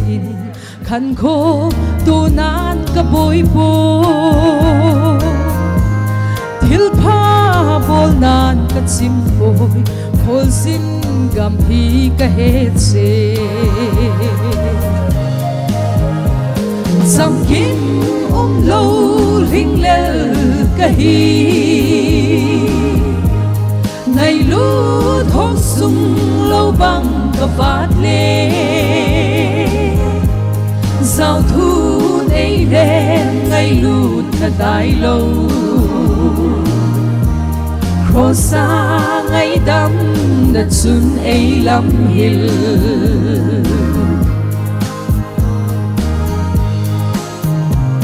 đây lắm cả ven cả lung lên sung lắm cả ven cả lung mò giết lệ vi nung lắm lút na ding malam nop na kipana sam kim lâu linh lel kahi ngày lút hong sung lâu bằng cả phát lê giao thu ấy lên ngày lút đã đại lâu khó xa ngày đắm đã chun ấy lắm hill khó xa ngày đắm đã chun ấy lắm hill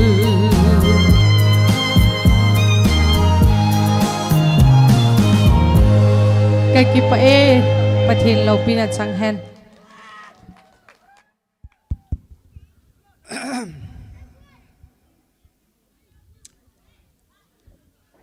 cái bám lại dingin vợ tôi là ngày tạ tạ in này là lại vin sum răng khét thì khét man cái khét nó hết tiền khát api lâu tiêu tôi bỏ oi lâu sao toàn năng cầu hậu hết sao mà khát cái quả mà làm bị gì điều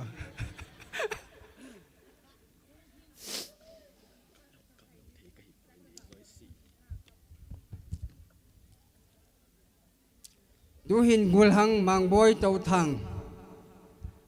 ama in la khat e hin sa pi ki vintin it's voting to let request paper ka phal lo lunga hong ki pitin ten khat aumin hi chu hong ki ha ki ding a hi in lungling ta request ho tun ananga ha dinga ka hin tim a hi Mr. mang boy tau thang lim na ding in khat ve an bank ki uiten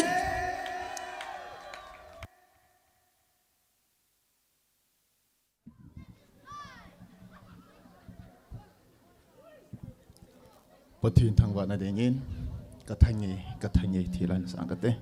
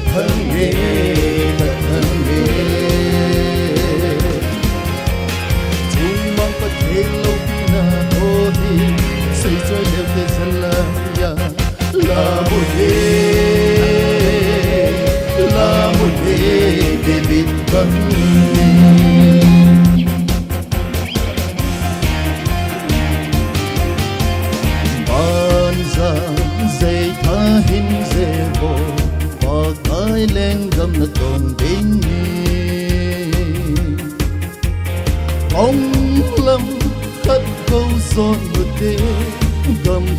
cho kênh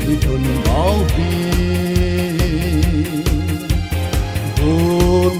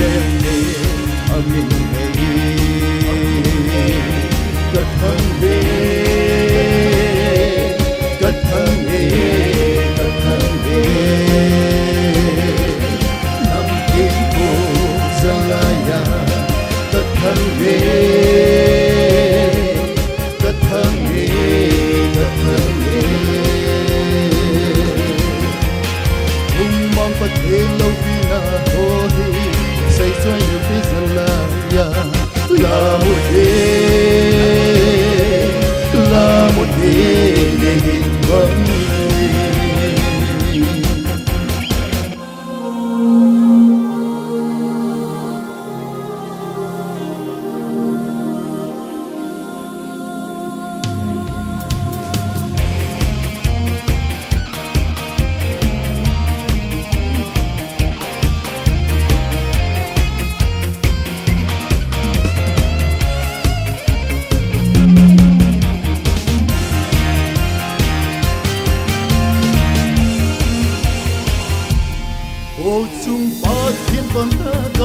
để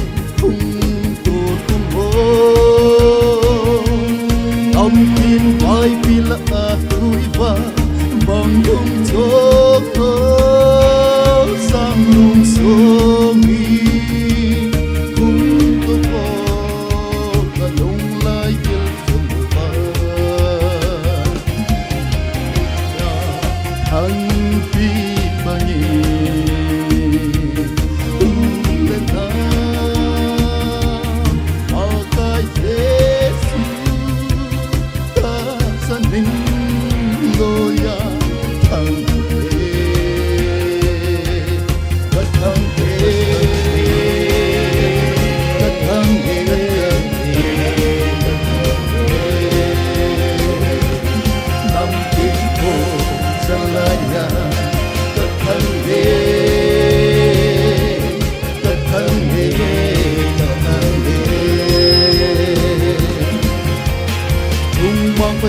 lỡ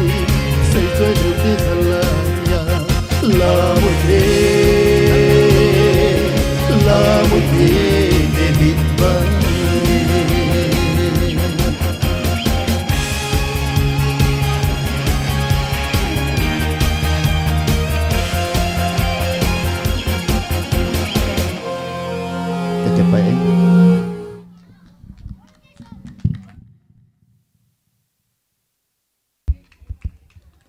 Closing prayer ka cầu thì hầm nó chụp chạy độ. Bác cài tao này thấy sẽ điều 8. Cái sẽ nó ngả lâu thì mình là sợ sai lệ bị hai bộ để lòm mình bộ chất được. Thì lâu lẽ cột cái khá đi ta. Nó mua kia. Okay.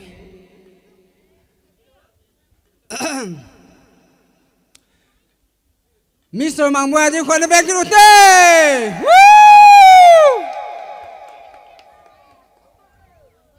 Tua hi 2 in 1 thì khát hung kita cho.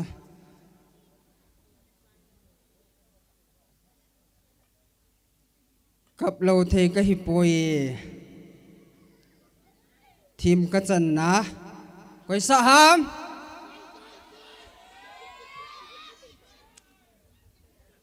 La khat zanga nga hong ki request a hizin sang khat man la ni e hin sa pi diwin aumin pathin phat thei bu na chang pumin chat sa hong ding ko pe he na ma he zong an ki ging zong ka ti lo pi na pro thei u na miss nei zoi silim nei khon be ki thei.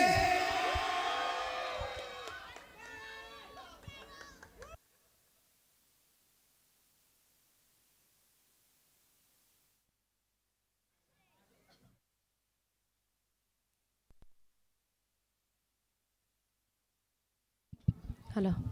kaki pain. Achom chu kaki gon hin jong la require sa hi acho pakai ba choi na dinga kahin sa do ding hin amasan kaplo the ka hi poi tila chun chang pakai nei hin puidan ho ka gelin na cha hi ka chan dinga lom lo me ngai lut phat the nei chan hi nei ngai lu na ka gel chun kaplo the ka hi poi cặp lâu thế cái hi bối cái hình không he ba i dinga hi chân lo ma ngày lu na nei chana cái chân lom lâu vì thế mà ya nei hin din sa ham.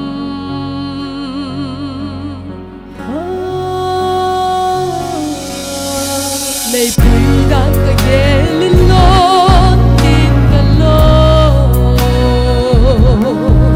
neu cha in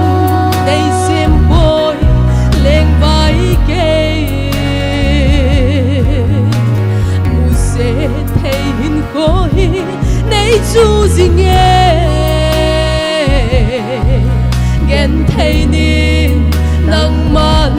nei din bi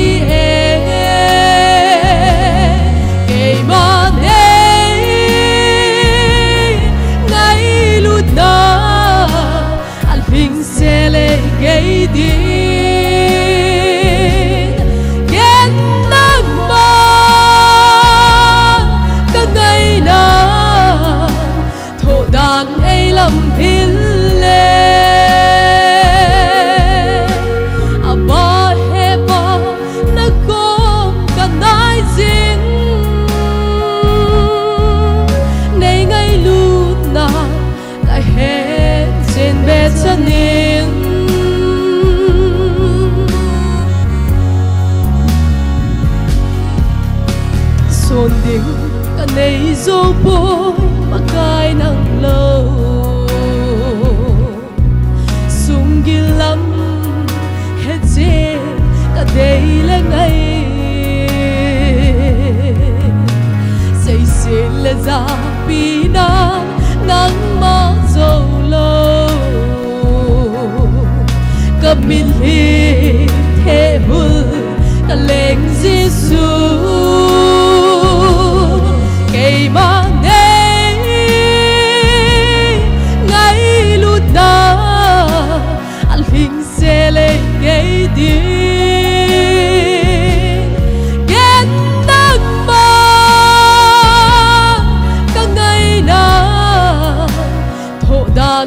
lam hil le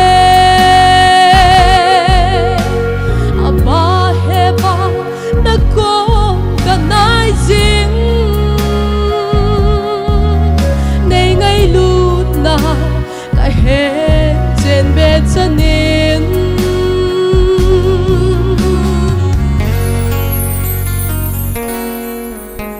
khăn khô thấy nan ka nei in ta sâu lâu gen thấy cha ka te dia nang na ka gel banga thil pha bol zo hileng ka min ki ngai sit na nei bong ye kay ba nei ngai lu da al phing se le kay din gen nang ma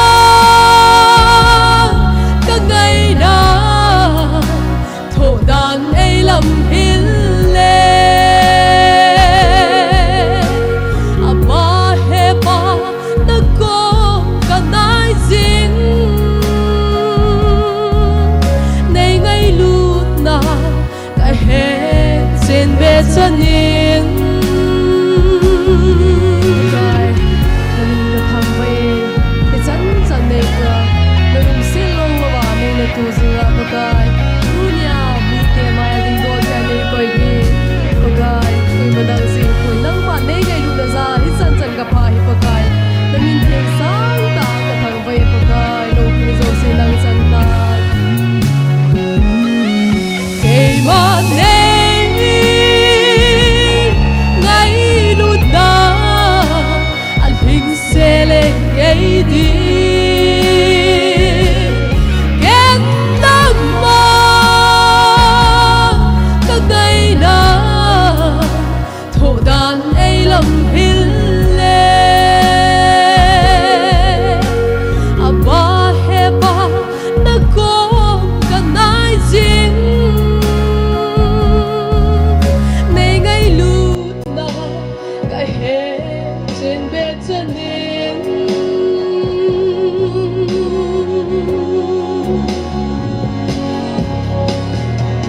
Aki pai ni atu pa thenin pa thai bo be ta hai.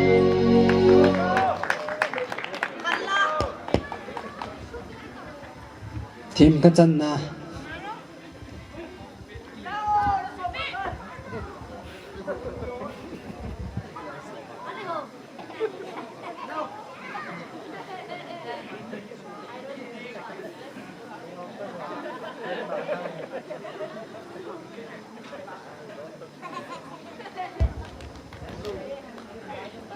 cặp lâu thấy cái hiệp bôi ở hình này hẹn mang cha lệ lôi họ hiến team các chân na thì hình request hi mùa nôm vàng khoa mahazon linh tạ cả hi Hello, ka ki pa in. Alap ji jing ko zong ka leo tan. He zong le. Ba kai ba choi na dinga chu ko nei sona ka sa ding a hin dei lan require sen bol ho ko ma zong ke pa thu ka sei na ho zalim pathen ka thang ba in. Them ka chan ne ba kai ba choi na ding hin sa do inge.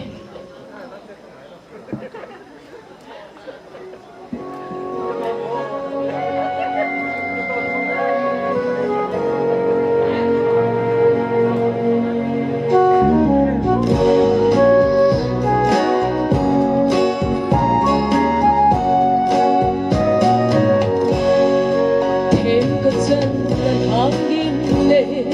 hin đã tuy thế ngùng luôn na cả xin na áo in hình lệ gain chôn xao cái sim cả một trên in cơ hết trên close to party nắng lệ cây đâm na hi chôn na lam vai sa in na lam pia bagay zin ay bui dung na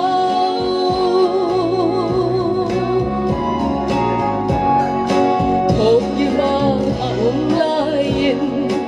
dam silo bin ngay dam asam he bangai dam bin tin ataw be hu hinga thu alo bi ka mu chinin ka he chen close to phi dang le ke dam na ahi son se na lam vai sa in na lam pia bagay sin ay bui thung na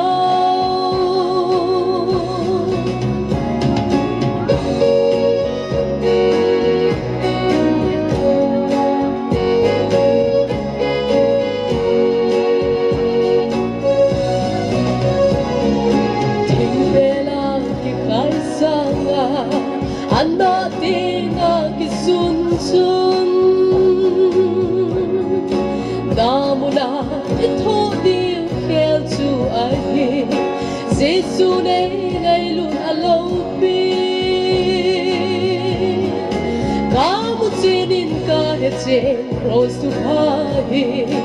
dang lai ke dam na ahi son se na lam vai sa in na lam pia bagay sin ay bui thung na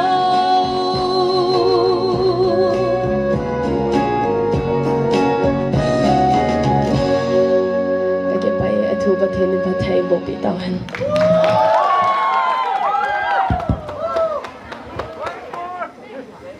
ki pa om he jingin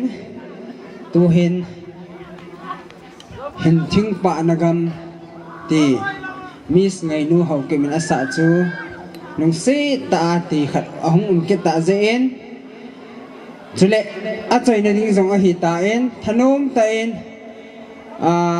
mi pi ho en anangai tha wi ten opening song le closing song tu ni la lit ai bo pe hi mis ngai nu hau ke ba hi en tu na record hi mis ngai nu a break hi tai ngai nu lim nen khra na beng wi te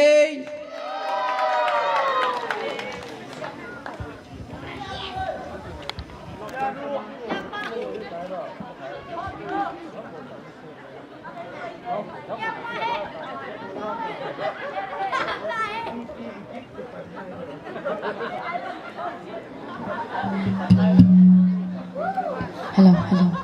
Ahin request ho chung azong ki pa thu ka sayin. Pathin ba chane dingin hinting pa na gam chen sa.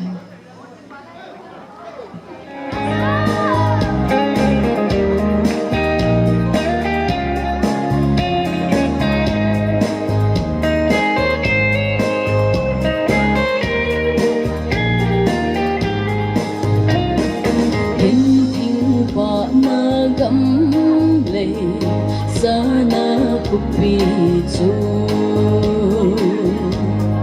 Kipana da bome Hintay tin alo Cho alung dan kana Nat na talaw Ilit sa alung dan him talaw lung mit na gagadot leo ano ding na chỉ masa ngay cheng ho lên na kupi chu o cái sông ni ka chu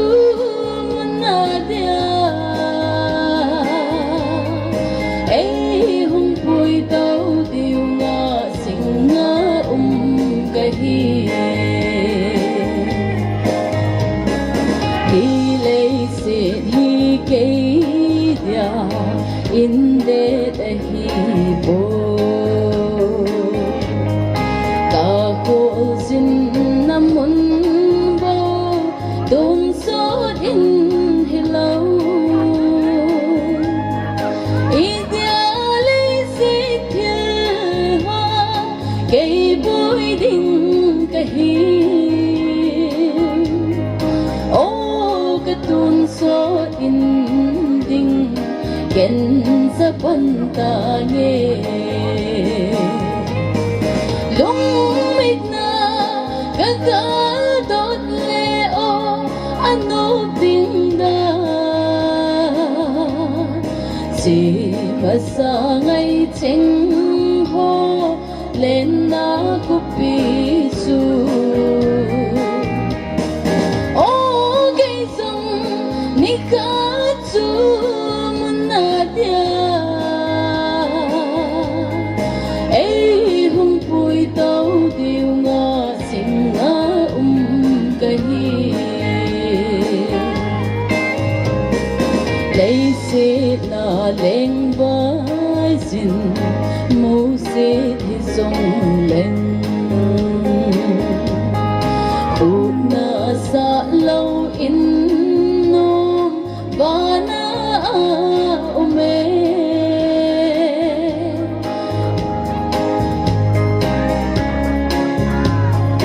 ấy hông bụi tây đinh gen hi lay kim na ho hi mil tang kate lung mit na kakal dot leo anop ding da chỉ mà xa ngày chênh ho lên na khúc bi chu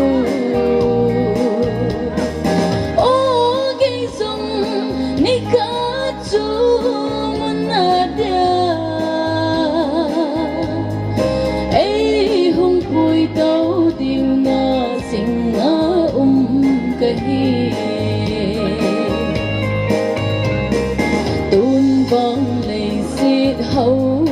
na lâu pi na hồ sa ba cái bộ cái đây rồi thì pi ngâm đình in ấp vai bút na kim lâu tuôn so na sana lệ đắng ca sa nghìn aman tame lung mít na kakal dot leo anop ding da chỉ mà xa ngày chênh ho lên na cúp bi su ô cây sông ni cá chu mun na dia ấy hung bụi tàu điều ngã sinh ngã cái lung mít na căng cá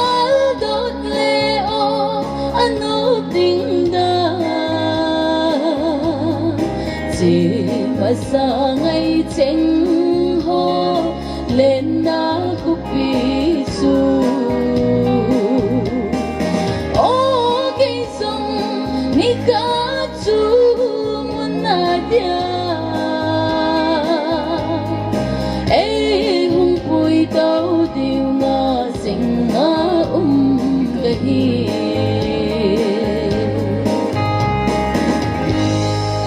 I'll be now putting down keep it.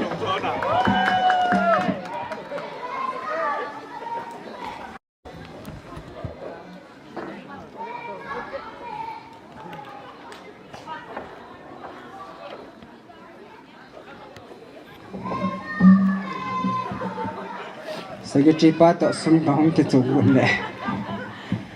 mana ham jing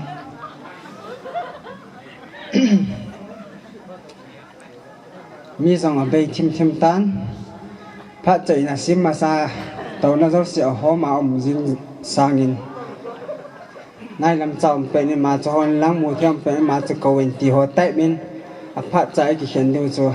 pha hi in asu zong mu hitin achim zong mu hitin he chu lei sit cham kim na hi in dei kip na lei sit ki ti cho hi in ke zong ka bo thei chan ka hin bolin mi pi ho adingin pi hi zong le ka bol thim lo na o ma hi zong le a bol ding dang za om lo za ding mai ka hi zen mo pu na chu thim mo na hi zong le ka chunga chu mai in tin hi zong le ka him bol na sunga ke zong ka lunga thain tu phat chan ge ya gun chu ta mi pi ho hi hen lang artist ho hi hen lang VIP ho hi zong le na bon chau chunga avela velin khang lai mina ka hin sai hitain ki pa thu ka hin sai ve pathinin tun la na phat pi do ho zo siu phat thei bu na thing se to na chungwa chan chi hen ti cho a chaina ka hin sai thei hi hen lang ka ki pa ve tu hin ibon chau win dingu hitin ding num dingu hitin a khop ma ho dinga chu ka hin sai hin dingu hitin phat chaina taw na hin nei pi dingu win tuilaphai ECA mission chairman pa sat sein e hin man pi di win ama ka hin ti me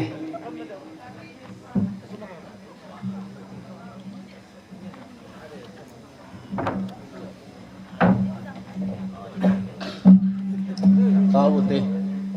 kakipawe pakai naman tulha pada program nol hing ta mang sai the ne koi jibi na masan na milopi ka thoma nahi tu tel pakai nang man hi chi program hin gong do a khang lai ho lunggel le ngai tu na loi le tha tam ta senga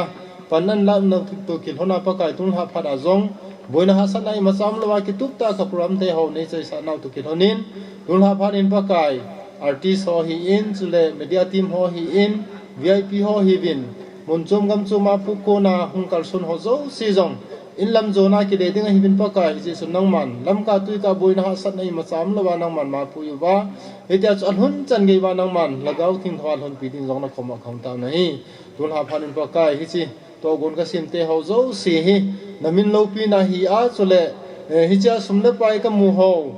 ka bol do ho zo si jong na huin heng sa do na ka nei do thina di nang man mani puiba nei lam kai di bin tin ka sei khit ka sei wal ho zo sinang man ngai da mowa ka sei kha sunang man phathen bu pi dingin zon si le gilwa ka thilai ta ba san heng ta la do ka pa ka jesu christ ma ko ma kang taw nei amen chai beita bye bye mang pha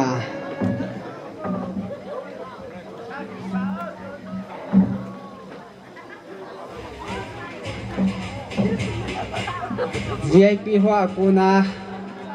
contribution ahung lot jing to kilhanin pu sai min lon MP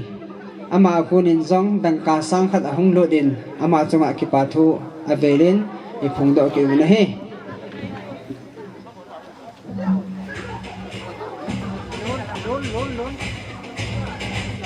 Yeah, I can sing for guys and for you.